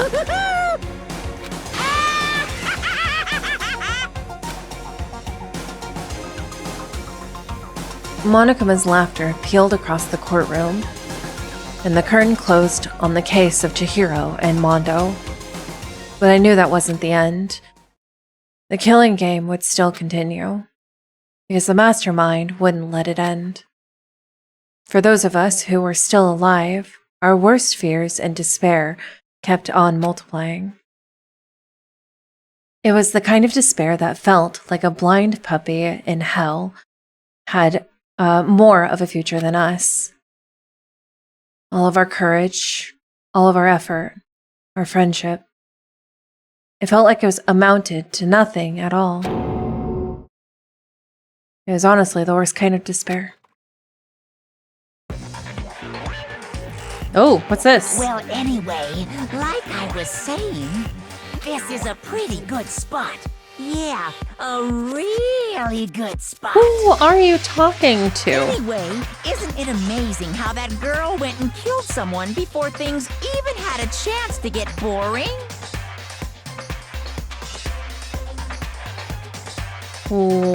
What? Are they talking about Sayaka? Once things really get moving, it'll be like a roller coaster. There won't be any stopping it. Fear and despair charge forward at a speed nothing can hope to match.